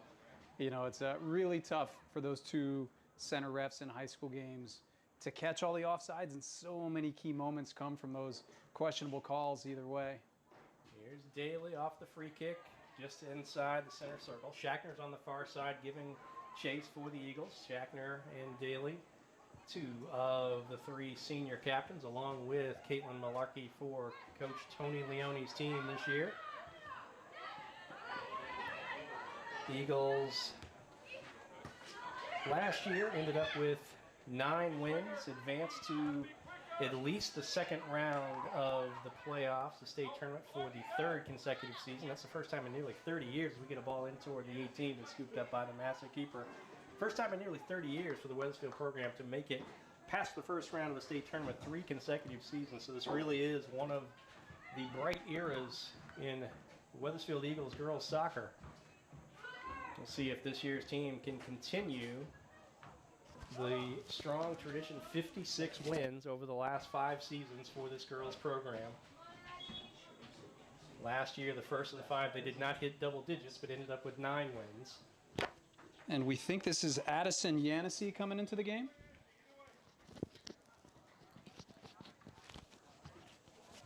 Looks like she took the place of... concerted effort to identify players on the fly as we're getting our first look at some of these players.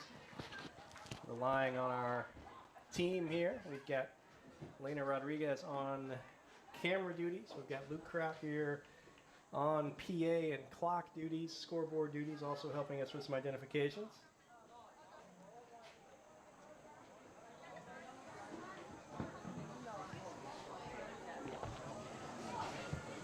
Masuk now tries to mount something. Paula sends the ball over the sideline. Nice catch there from Masuk coach Katie Kreiner.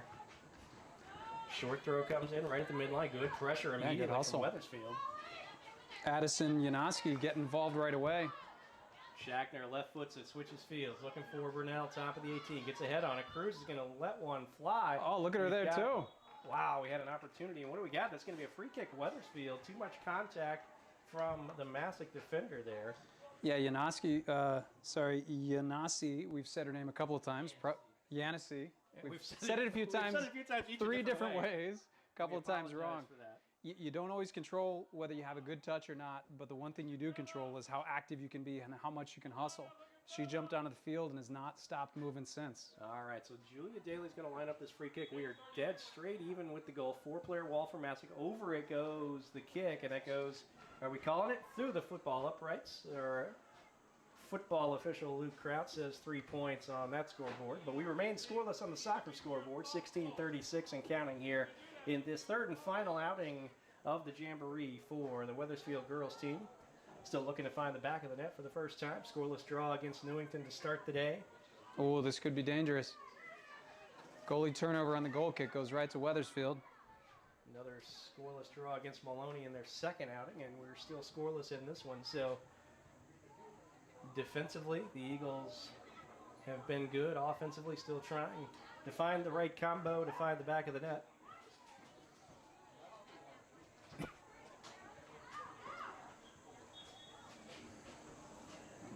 Ball's going to go back to the Eagles. Light blue are the Wethersfield girls in this one, going right to left. Throw comes in. Burnell with the header, tries to play it up to herself. Tries to play for it. Let's see, they're going to called a little too much contact there. I'll take that foul any day. You know, good hustle from Brunel from behind there. And look, if the refs don't call it, we get a corner kick out of it. And, you know, if you're 105 yards away from the goal, not much bad is going to happen on this free kick. Reminder as we wind down and get toward the midway point, just about 15-15 remaining here in this third and final Jamboree showing for the girls. The regular season gets underway Tuesday afternoon, 3:45 here at Catone. Wethersfield hosts Southington in the girls' season opener. Later that evening, the boys are on the road at Maloney, Falcon Field in Meriden, not in Maryland, in Meriden. We'd have no chance of making it to that. We had no chance of making Maryland. In Meriden would be where that one is. So 3:45 home game for the girls against Southington, 6:15 road game at Maloney. Tuesday night, September 3rd, the start of the 2024 regular season for both the Eagles boys and girls squads. Back to this one, we are under the halfway mark, 14:30 to go here in this third and final Jamboree shortened game. There's nice Jack volley from Bonfiglio. Down the right side, going to get to it. Pressure defensively. Burnell's got a chance. Can she get to it? Daps it ahead. Tries to find the opening, but there were 4 Masuk defenders there. They played that ball nicely once Burnell tracked it down. And they're going to win the throw. Yeah, I love the way that play started. Bonfiglio with a nice little volley over the top. Burnell kept hustling, got the ball into the box, but well defended by Masuk. So Masuk with the throw, far side. Wethersfield trying to pressure, keep the ball in this half of the field.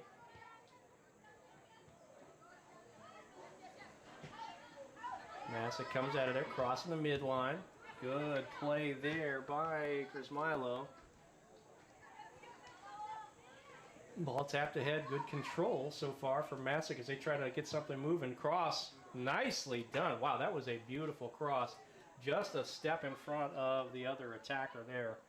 And let's see, that should lead to throw in for Wethersfield. Yeah, sometimes you see a pass that goes through the box and you can say, that was to nobody. But, you know, on that one, Masuk probably should have had a player there. That ball was played to the right spot, just didn't have anybody on the other end of it.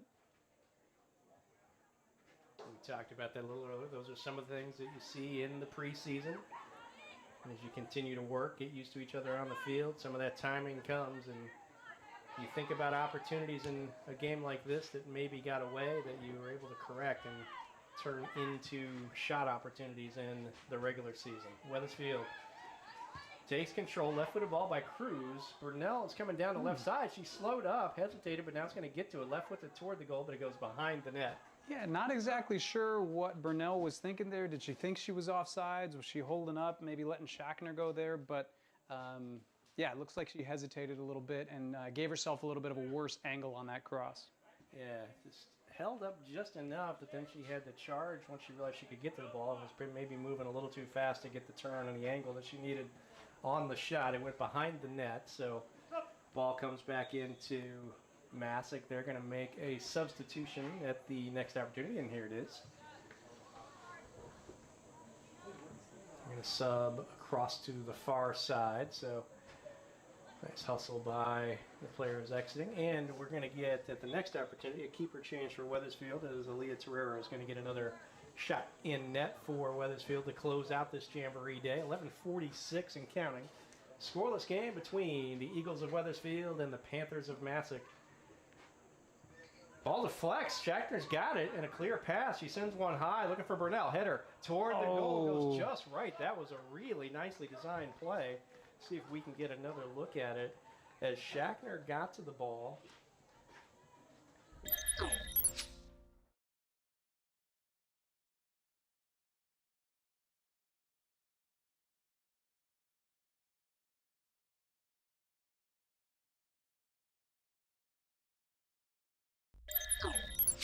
Good opportunity for the Eagles, but turned away, and we remain scoreless as we hit the 11-minute mark in this one. Yeah, good job by Schachner. That's a really tough place to put a ball on the head of your teammate, but she put it right on the money.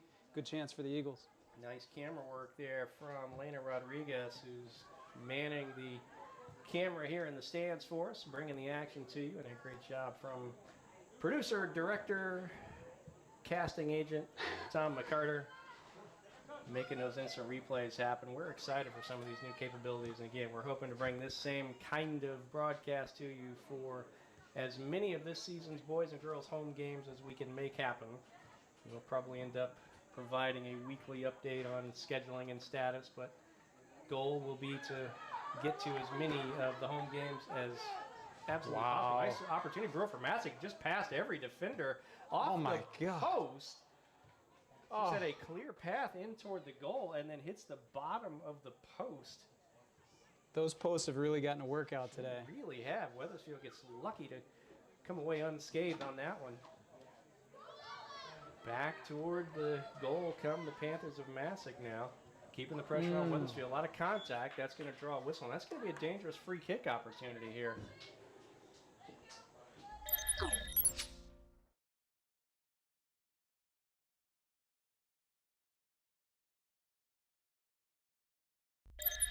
Off the bottom of that post and back into play as Wethersfield escapes. We remain scoreless.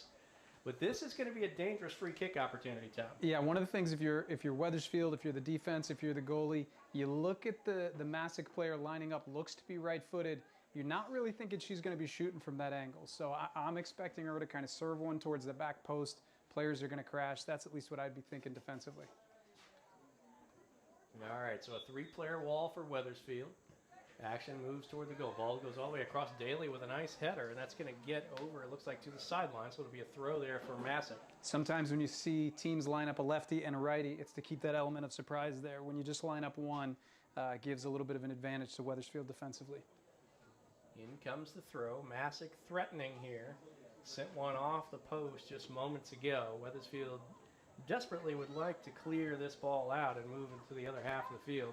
Gets to the midline, but Masuk going to take over there again on that far sideline. Deflected by Wethersfield.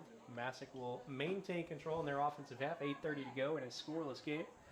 The fifth of 6 total games here on Catone during the Jamboree. Third and final Jamboree appearance for the Wethersfield girls. Julia Daly. Nice composure there with that turn.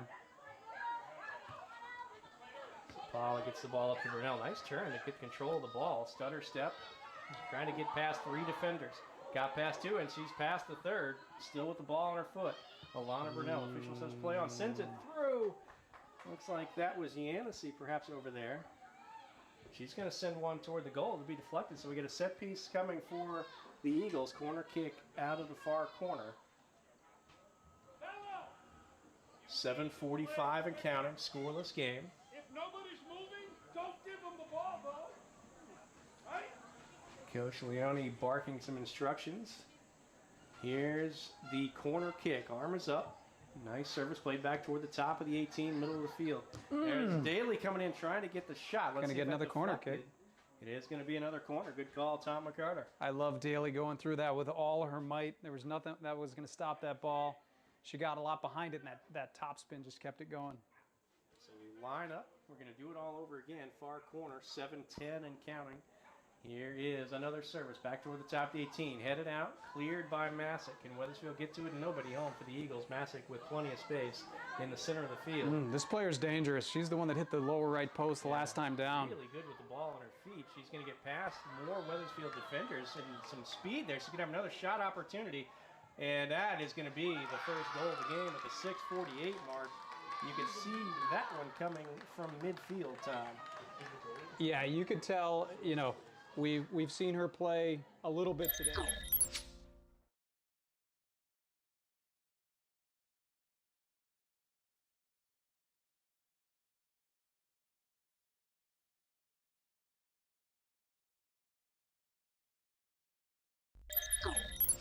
Goal shot went to the other corner.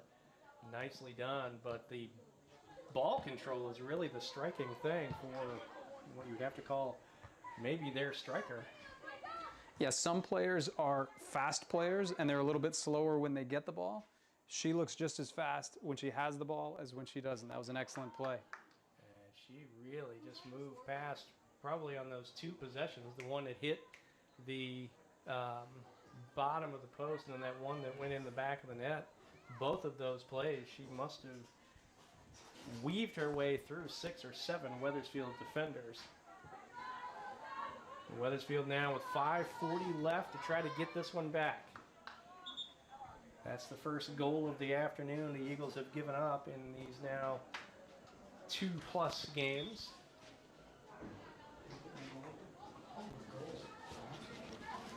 .522 and counting. Masuk up 1-0 on Wethersfield. We do not have a roster, so we would love to give credit to the player who has made things happen offensively for Masuk, but we will see if we can work on that. Get the name of the person who scored. Here, I'll give you a piece of paper. So under 5 minutes to go now. Masuk scored just about 2 minutes ago to take the 1-0 lead. Wethersfield trying to now get some shape, formation, see if they can get a shot on goal. Nice throw from Sapala to do that. Down the sideline, comes back to her. Gonna send it over to Hobbs. Masuk though, gets 2 players, but there is Sapala to Cruz. Left foot to the head, trying to get it down the line for Burnell. She is after that ball as fast as she can go, but it's gonna go over the end line. That'll be a goal kick for Masuk. 4:28 and counting. 1-0 Masuk lead. Goal came at about the 6:48 mark. Teams had played 23+ minutes of scoreless soccer, but you could see that opportunity brewing just a couple minutes before that. The same player with a shot that just hit the bottom of the post, barely missed being a goal. Left no doubt about the second one. She got another breakaway opportunity. Masuk up 1-0. Wethersfield tried to move the ball forward.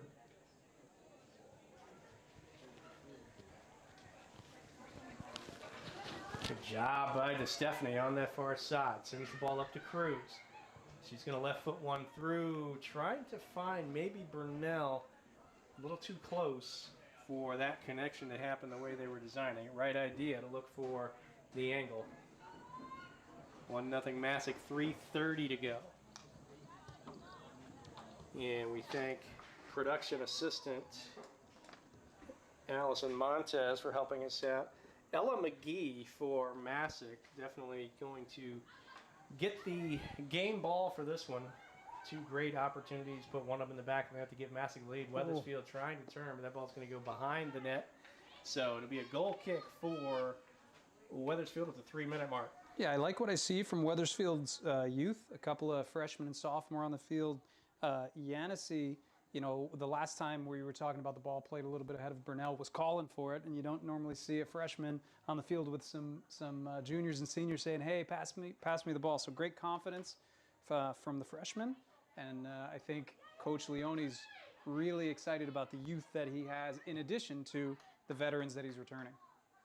Wethersfield trying to play that one out of the back, but Masuk puts pressure on, and they get the throw.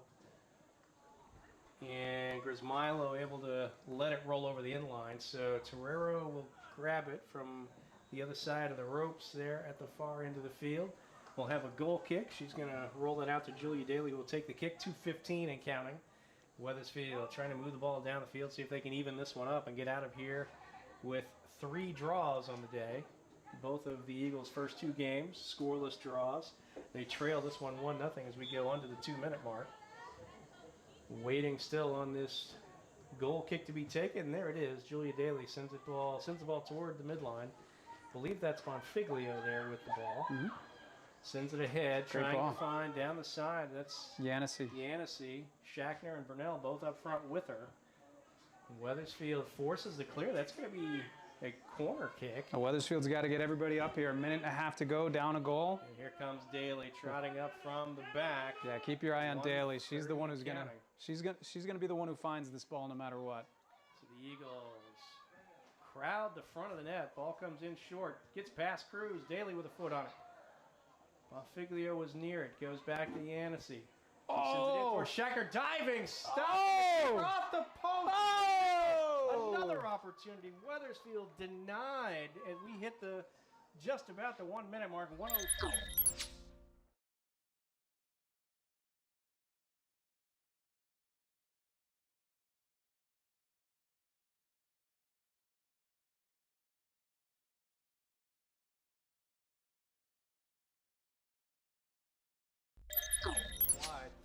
potential opportunities there for Wethersfield to knot this one up. But here comes Masuk the other way.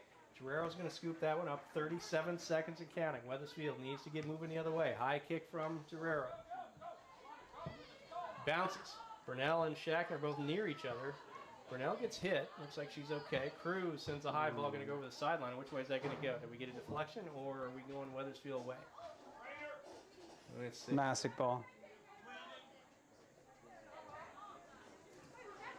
And 15 seconds to go. Clock is ticking. Action is not happening. Here's a throw finally. Goes over Burnell.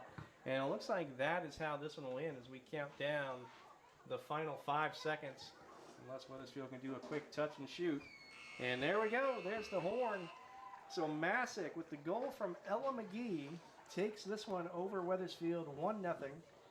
Wethersfield with some bright spots throughout the afternoon, but unable to find the back of the net despite those 3 tremendous opportunities late in that. Wethersfield 0, Masuk 1. Yeah, I think Wethersfield's got a lot of good to take from today, a lot of positives. I think they were pretty strong defensively. They were really surprised by the speed of Ella McGee on that last rush. But you know, more than anything, they've got to find a way to convert 3 scoreless halves. Scoring goals is probably Coach Leone's #1 priority for this upcoming season. But it's a long season, and they got time to figure it out. All right, so the girls wrap up their portion of the Jamboree. No wins, 1 loss, and 2 draws. They gave up only 1 goal on the afternoon, but failed to find the back of the net, so Wethersfield got plenty of good experience out there. We saw some flashes of good soccer from the Eagles, and they will start, again, the regular season Tuesday afternoon here at Catone, 3:45 against Southington. Wethersfield girls, home opener, 3:45 Tuesday. We'll be back in just a few minutes with the final game of the day, the Wethersfield boys against the Eagles of Tolland.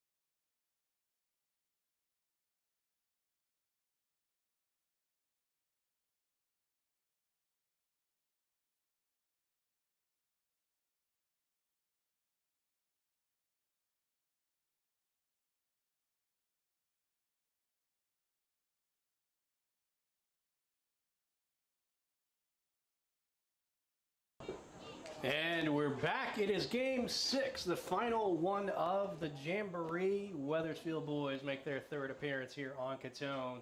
It's Eagles versus Eagles, as Wethersfield in the light blue going right to left, going to take on the Eagles of Tolland in the white jerseys going left to right. Tolland got a win in their first game, 2-0 over Kingswood-Oxford. They fell in their second game, 1-0 to Simsbury. J.P. Fitzgerald for Simsbury, who scored the lone goal in Simsbury's win over Wethersfield, also scored the goal in the win over Tolland. So Simsbury has beaten both Eagles teams 1-0 off the foot of J.P. Fitzgerald. Tolland 1-1 on the day. Wethersfield 0-1-1. A 1-0 loss to start against Simsbury, and then a scoreless draw in the battle of the Morris brothers in net against Kingswood-Oxford in the second game. Here's a nice opportunity brewing earlier. Damian Sardo down the right side for Wethersfield. Tolland's going to let that one go. Let's see what we got. Goal kick coming. And you see the speed there from the Tolland defenders. I mean, Sardo definitely had the step to start, but the close down speed of those defenders were able to get there and put it out for a goal kick. So interesting to see how Wethersfield's going to react to that and see if they can make some adjustments to still find a way to get the ball down the field. We've talked throughout the day about some of the familiar and familial connections in this Jamboree. Tolland coach Mike Kokomo, very familiar to Wethersfield. He's a staffer at Wethersfield High School. Head coach here of the Tolland Eagles, ranked number 3 in the preseason coaches poll for classes M and S. They made it to the quarterfinals of the Class M tournament last year on a squad that had 14 juniors. So a very experienced Tolland squad as they move the ball in toward the top of the 18, and Nate Morris has to come out quickly to scoop that one up off the hop as Tolland mounted a nice charge toward the net. Thanks again to Elena Rodriguez on the camera. She has been here, I believe this is game 5 of the 6 for her as our lead camera operator, so we appreciate that. As Fabi Bello able to make a charge toward the net out, way out is the Tolland keeper. Sardo now with the ball for Wethersfield. First touch gets away. Tolland going to take it away. Back they come toward the midline. Pedno gives chase for Wethersfield, far side. Tolland tries to play, but there's Pedno with a nice interception. Chips it ahead. Looking for Fraga out there on the wing there, yeah. John Fraga on the far side. This is that depth and distance is where the eyes start to betray me. With no numbers, don't like to. There's Leo Naharo in the middle of the field. Ball spinning in place. That was interesting English on that ball. We're 2.5 minutes into this final game of the Jamboree. In the 22nd annual Winton Keene Bittner Memorial Soccer Jamboree. Day started at 10 a.m. with opening ceremonies, and it's continued now with this, the 6th and final game here at Catone. There were 6 games, and there's as the free kick comes over the goal, Tariq Alihadzik sends it. So Connor Swanson joins us again alongside here in the booth, and talk about that play, a free kick from about 30 yards out, right in the middle. Where would you prefer to see that go if you're Coach Yakum? I mean, I was looking at who they sent forward for that. I mean, they sent Ramo in the box from the center back position. They sent Ali Pedno into the box. Those are 2 guys that they had the height advantage there in the box. So I was kind of expecting maybe an attempt at a cross or something that they could get their 2 taller guys on, get their head on the ball, and maybe either try to flick it on or even knock it down for another teammate. Boy, some speed down the right side for Tolland. Nate Morris way out, 25 yards from the goal as he got a foot on that one. Throw will come on the sideline here for the Eagles of Tolland. 26-20 remaining in this 6th and final game of the 2024 Jamboree. Ball cleared by Pedno over the inline. Looks like we've got one of the backline defenders from Tolland going to come all the way up and take the corner kick. We'll see how they line this one up. They got something brewing. A lot of action near the top of the arc. Tolland in white going left to right here in this one. Xander Hong for the Eagles is on the near post. Nate Morris has 1 player in front of him. Short ball comes in. There's a ball skidded toward the net. Cleared out of there. We've got a whistle. Looks like it might have been. Well, and they ran the dummy play there on that corner. I'm not sure what the call is here, but You heard Coach Kokomo shouting from the bench over here for Tolland before that corner was taken. They clearly had a plan in place to put that ball on the ground, have the first guy run over it and leave it, and that opened up a pretty good shot for the second Tolland attacker.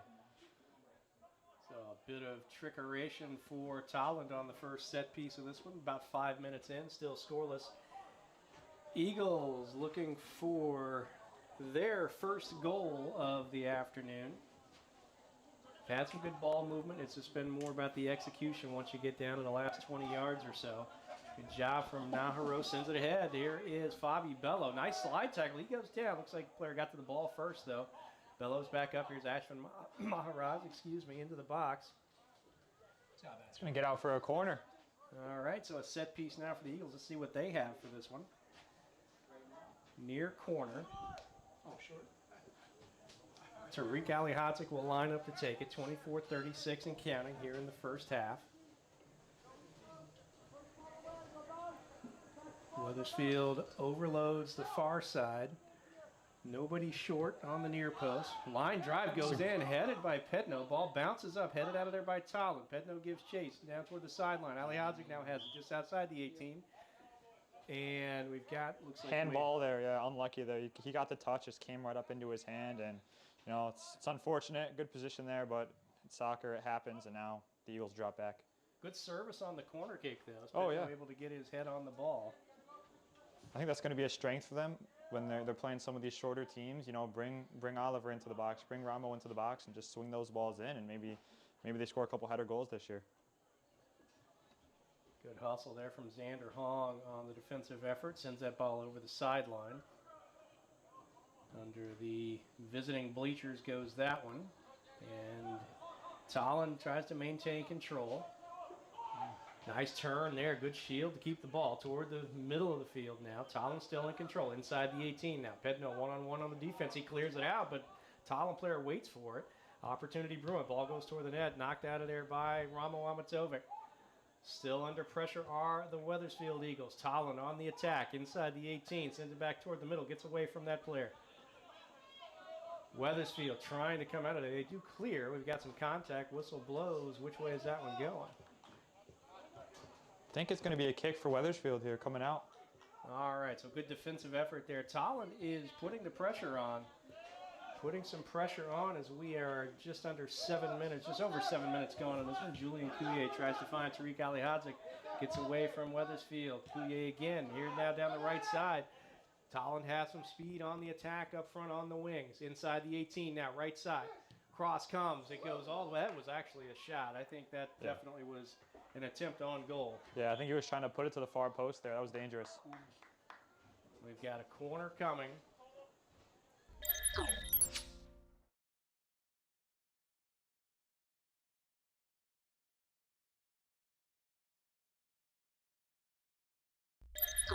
Try to put it to that back post. A real rocket of a shot, just a bit wide.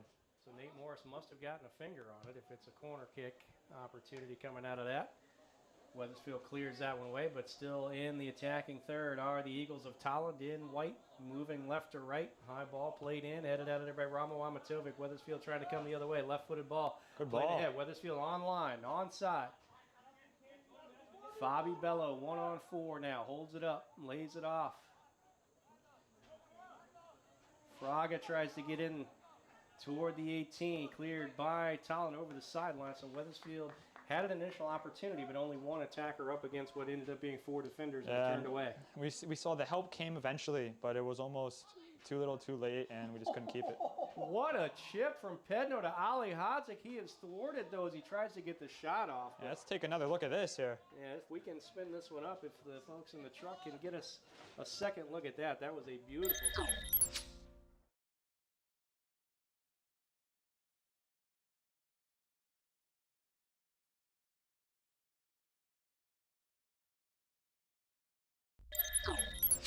Joachim is hoping to see more of this season as opportunities created by Ali Pedno moving up further in the offensive attack versus being more defensive-minded like he was last year. That's just going to get out of bounds there for a Tolland throw-in. Good hustle from Sardo to try to chase that down. So Wethersfield trying to find some momentum, trying to find that combination that will lead to the ball in the back of the net. Scoreless in this one, 20-30 remaining.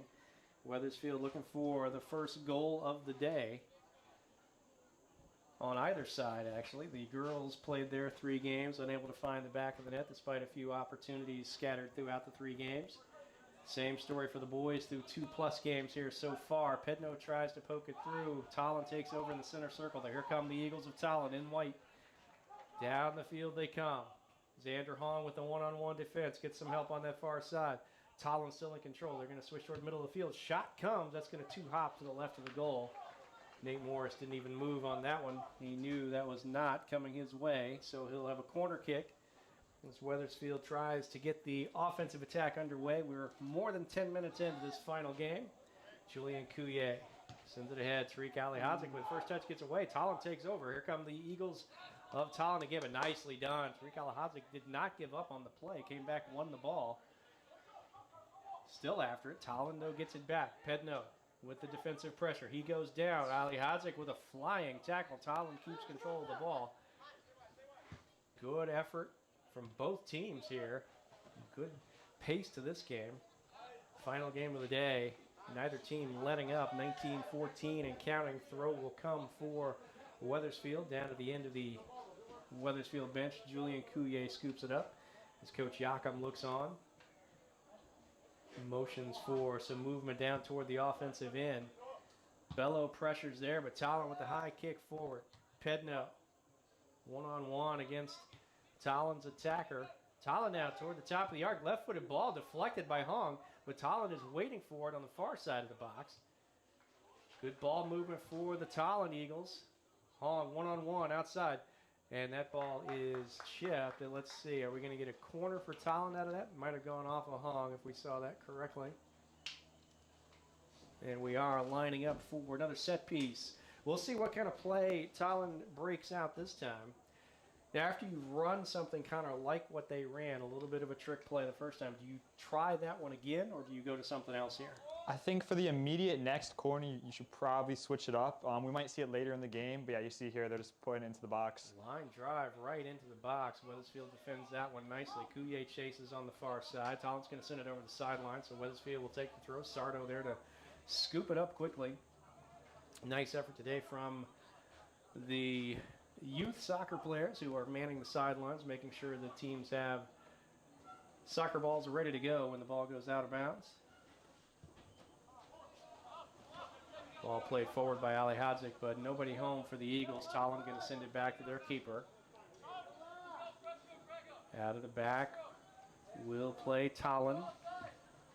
Coach Mike Kakomo's team looking forward to a season where they've got plenty of experience and plenty of talent.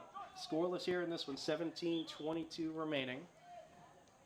As we wrap up this version of the Memorial Soccer Jamboree.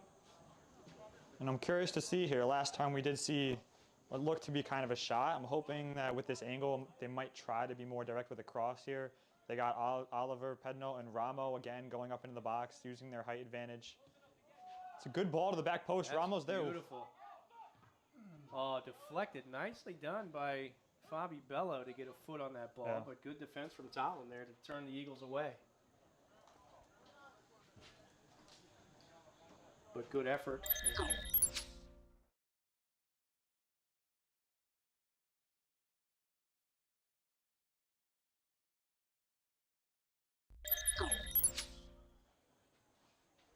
Yeah, we're going to go Tolland way on this one. Looks like maybe an offside call.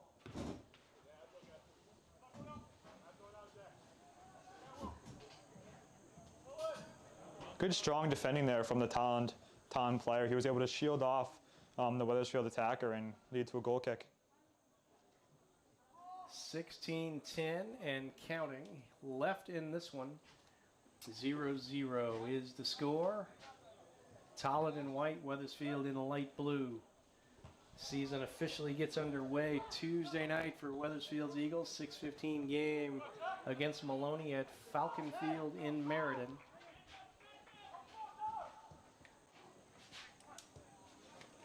Oh, nice heel ball played ahead, but it gets away from Tolland. Goes over the sideline. And it'll be a throw coming for Wethersfield. Gabriel LaPerriere into the game. As well as Camden Sharkovich here. Looks like Ashwin Maharaj is off. Not sure who else came off there. I missed the... Sardo. Yeah, they got Sardo. Sardo off the field. Thought maybe the Eagles were going to go with the 12-man formation to try to generate a little bit more offensive punch as we are just about to hit the midway point in this one, 15:06 and counting. Wethersfield would love nothing more than to end this day on a high note, find the back of the net, and come out of here with a win against a talented Tolland team.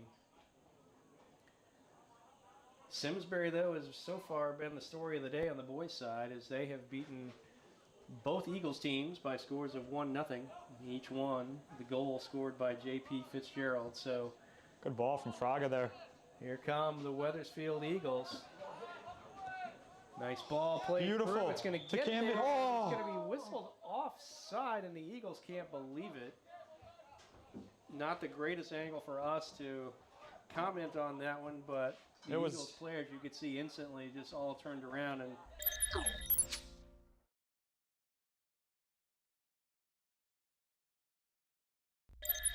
to tell from where we are, but it looked good, and Camden had a great first touch there to beat that defender, so it's really unfortunate. believe the way that goes, if you don't have a good angle, if it went against your team, it was a bad call, right? So, yes, of course. Terrible call. All right, we're having some fun at the end of the day. We're under the 14-minute mark here in the sixth and final 30-minute game of this Jamboree. Been a fun day. Huge thanks to all of the WHS Another staff good ball. and volunteers. Good To ball Camden. ahead. To Campbell. Sharkovich with a left foot, and that is a great save from Tolland's keeper. And again, you see another through ball to this side of the field. Sharkovich has been able to create some space down this left side, so maybe we'll be able to keep using that here.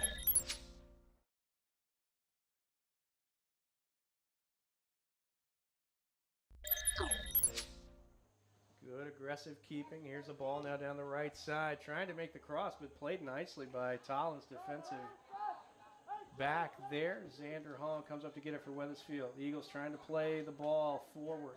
But back they come initially. Ramo Amatovic with a high ball in toward the top of the 18. Heads around. I think initially Fabi Bello wasn't sure where that ball was going. He turned the opposite direction. Tough on the high ones. Yeah, it's one of those tricky situations where you're kind of looking around like, where is it, and your teammates are trying to tell you, but it's just, it almost ends up being too late when you do find where it is. But the Eagles with some pressure. That's Gabriel LaPerriere on that far side. Tolland clears, gets it to the midline. Amatovic is there, though. High ball again, played forward. LaPerriere is one-on-one on that right side. Shield from the Tolland defender. LaPerriere giving up some size on that one, and that's going to be a goal kick for Tolland. 12:22 to go, scoreless game. Eagles 0, Eagles 0. Tolland Wethersfield. Battle of the Eagles here. As we see Tolland make some substitutions here in the game. And our research team did come through with one stat for these two teams. The last regular season meeting between these two teams is a game that, Connor, you played in back in 2021. It was a 3-1 win for Wethersfield here at Catone over Tolland. Yeah, I remember that second half, it just started downpouring. And thankfully we were able to come out on top, but it was a close game in the first half, and we were just able to open it up in the second half. So. And now, here's a question for our producer, Tom McCarter. And Connor, you may remember this as well. My memory is that Will McCarter had a brace, had 2 goals in the first half of that game. And an assist in the second. And not only do we remember that, but we remember there was an assist in the second half. The Jonky. All right, to Giancarlo De Jesus. So that was the last regular season meeting between Tolland and Wethersfield. 3-1 win for the Eagles back in 2021. As this year, as Tolland Eagles put the pressure on Wethersfield again. Boy, that attacker's got some speed and some strength on the right side. Great defensive work there from Cam Sharkovich. He was able to track back, great initial tackle, and then even though that didn't win the ball completely, he got right back up and then won it again. So great work from him, great hustle, and now we get a free kick out of it. And again, kind of going back to our conversation about perspective, as Joao Vizcarra comes back into the game for Wethersfield, the Tolland coaching staff not happy with the amount of contact on that play defensively for Wethersfield. Wanted some sort of whistle. Obviously, had it come, would have been a PK because we were well inside the 18 there. Matovic with a nice ball because he almost got over everybody. Pedno's going to try to get to it. Tolland comes now through the center circle. Viscara with a header. Wethersfield playing forward. LaPerriere, that ball sent high over the sideline by Tolland. It'll be a throw.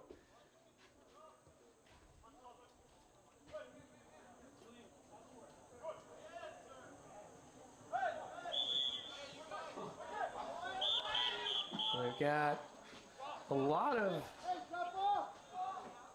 talk, a lot of whistles, a lot of confusion right now as we're under the 10-minute mark in this one. We will see at the next opportunity a keeper change for Wethersfield as Joey McKenna will relieve Nate Morris as the netminder for the Wethersfield Eagles. Yeah, and I think Tolland actually expected that free kick to go their way. There was a little bit of frustration within the squad there, so. See what the Eagles can churn up here.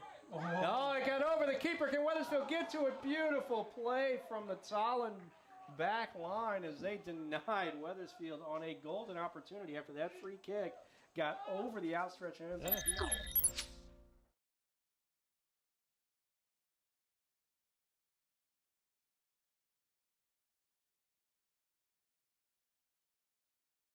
Good reaction from the Tolland defense as Nate Morris gets a nice handshake from Coach Yakum. His day will be finished here in the Jamboree. Joey McKenna now in net for Wethersfield. The Eagles, though, on the offensive side, trying to move one toward the other net. A lot of contact there as Pedno tried to keep the ball. Tolland now through the center circle, across the midline. Nice ball ahead. There's some speed coming. Got a one-on-one opportunity. McKenna comes out. He's got it. McKenna scoops it up, and Tolland is denied. Great track back there from Ramo. I mean, you look at this play, the player had a fantastic first touch.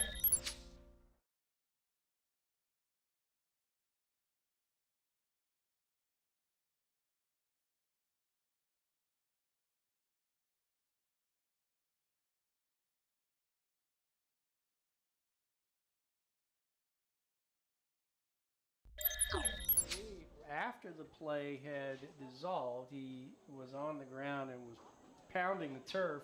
Wasn't sure if that was just frustration for not finding the back of the net, but it looks like may have also, as you said, pulled up with a little bit of an injury. Unlike regular season, we won't see any stoppage of the clock, we assume here. As You never told me to. No, No, the fans were yelling. Oh. All right, nice hand from the crowd as the player is up. Hope he's okay. Like we said earlier, don't want any major injuries before the season officially gets underway. Definitely not. Great run down that left side to create the opportunity. And as you said, Ramo just played enough of an angle to keep the shot from being as clean as what he wanted. And then McKenna able to smother the ball once it came his way. So we remain scoreless. We're sitting at 7:41, and now here we go. So just under 8 minutes to go for Wethersfield to try to find their first goal of the afternoon. Going to get a wave of players in for the Eagles. Looks like Ashford Maharaj, potentially Damian Sardo, and also Tariq Ali Hadzik may come in at the next opportunity. Coach Yakum giving some instruction. And that's something I love to see. That Xander, he has the ball. Xander Hong, he turns it over, it goes out of bounds. It's okay. He's frustrated, but then he gets it right back and he earns the Wethersfield the throw-in. So rather than being frustrated with himself, he gets right back to it and gets the team the ball back. There's always an opportunity to do something when you're out there. Viscara plays it ahead. Bello, Tolland going to take control. Wethersfield trying to step to it. There's Pedno. Nice ball over the top. Who can get there? A lot of contact there, nothing doing. It's LaPerriere tried to make a run on that ball, but nice save or scoop up by Collins. Tolland's keeper is what I'm trying to say. That was a good header back there from the Tolland defender, being aware that the goalie can pick that up. Good awareness there from Tolland. Oh, good ball from Viscara. Oh, and just a step or two offside. You could see that flag starting to come out as that ball was served. 6:15 and counting. We've seen that a couple times now. So, I mean, Wethersfield they're generating the opportunities. It's just a step too late, or the run is a step too early. So they're just trying to get on the same page here going forward. High ball played ahead now. Tolland with a header on it. Xander Hong going to get to it. Tolland settles, though. Good Nicely work. done by Vizcarra in the middle of the field. Tolland takes it back, though, but they've been pushed back some here. Getting closer to the midline. Forward they come. Sent over the sideline by Wethersfield. Got subs coming into the game just before this Tolland throw. Tariq Al-Hodges re-enters the game, as well as I believe that's Damian Sardo and then Ashvin as well. So 3 guys who actually started this game coming back onto the field. So I'll be interested to see what they can do. Wethersfield perhaps lining up for a surge here in the last 5 minutes. Scoreless game, 5:14 and counting. It's the 6th and final game of the day here on Catone. 3rd and final showing and appearance for the boys today before the regular season gets underway Tuesday night at Maloney. Here's Tolland playing the ball forward. One-on-one opportunity for the Tolland Eagles. Ball goes toward the center of the field, in toward the net. Oh, nice turn. It's going to lead to a shot opportunity, and that is beautiful. 4:51 on the clock, and that ball just turned so nicely by Tolland.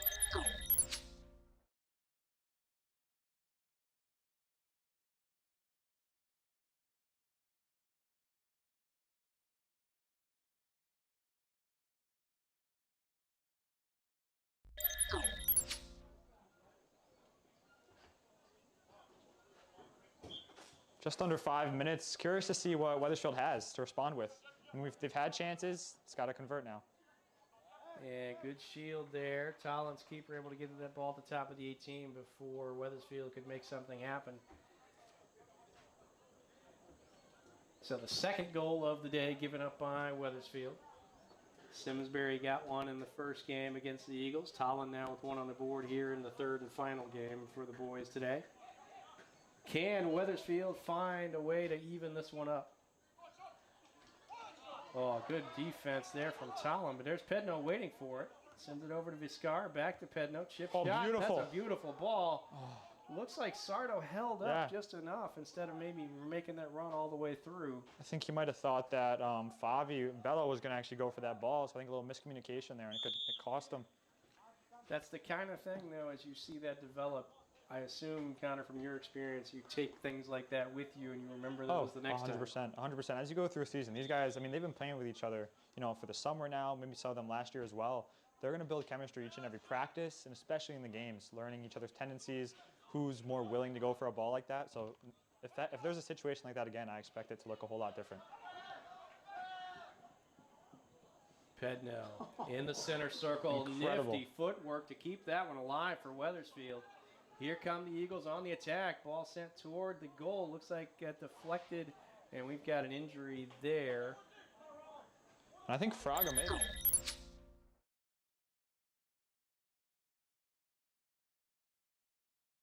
How about that? 3:12. Clock will stop. Injury timeout. Good turn on that ball. I do believe the outcome is going to be a set piece for the Eagles when we come back. Yeah, it looks like, yeah, they're at the far corner right now. Hopefully Fraga ends up being okay here. Seems to be limping just a little bit, getting some assistance. Yeah. Nice job by LaPerriere to come out and help him off the field as the trainer makes his way out. Yeah, definitely not able to put much weight on what appears to be the right leg. So when we get back underway, corner kick coming for Wethersfield. They trail Tolland 1-0, 3:11 on the clock. Wethersfield had a good service, a couple of good opportunities recently on corner kicks. We'll see what they can do with this one. Sardo is going to left foot it. High it goes across the front of the net all the way through. Nobody there to get to it for Wethersfield.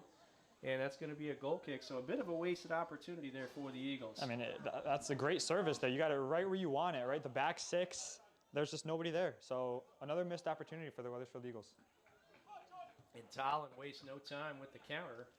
Good clearance by Ashvin there, preventing the Tolland attacker to being behind on goal. So 2:40 to go, under 3 minutes remaining in this, what has been just a beautiful day, good afternoon of soccer. All the teams have battled well. Both the Wethersfield girls, Wethersfield boys have had some good moments, battled hard. Just an unfortunate day on the offensive side, not able to find the back of the net for either team. We'll see if the Eagles can change that in these last 2 minutes, 12 seconds. Julian Coulier going to send a long ball ahead. Who's he got? Gabriel LaPerriere, but that's headed by Tolland. Tariq Alihadzik near the center circle, crosses the midline. He's going to power through that one. Got to watch a little bit of the contact. LaPerriere and Alihadzik come away with the ball. More contact there from Alihadzik, and that's going to draw the whistle. Free kick coming for Tolland just past the midline. Yeah, you could see that one coming. Alihadzik was definitely getting a little handsy there, a little pushing going on. So, you know, you would hope that he tries to keep his composure in the future. But, I mean, late game, down a goal, everyone's kind of, well, we see a cross to the back post. And again, nicely crossed ball. Not really anybody home for Tolland on that far post. Wethersfield escapes under 1:30 to go now. Ramo Amatovic, high ball over the head of LaPerriere, other side of the center circle. That was a nice punt. And taken away midfield by Tolland, but there's Viscar to take it back for Wethersfield. Tries to left foot it through the center circle, but Tolland closes the door on that one. Here come the Tolland Eagles down the right side. Good step by Alihadzik. Someone keeps losing what appears to be a shin guard there. Looks like it's Alihadzik going to pop that one back in. 1 minute remaining in the match. Not really a shin guard. It's mostly on his ankle. They're, Credit card? lost his driver's license out there. Down to the final minute, 48 seconds remaining in this Jamboree. Ball sent toward the goal, goes wide left. Joey McKenna going to scoop it up quickly. Ramo Amatovic will line up the goal kick. We've got 38 seconds for the Eagles to make something happen here. They trail Tolland 1-0. High ball all the way through the center circle, over the head of LaPerriere. Sardo gets to it, lays it off for Pedno. Chip shot ahead. Gabriel LaPerriere was given chase, but it went over the sideline. Tolland's going to take over on the throw. We got 22 seconds remaining. And it looks like this is going to go down as the second 1-0 loss of the afternoon for Wethersfield. Tolland plays it forward. Coulier with a nice header, but we're down to the final 6 seconds.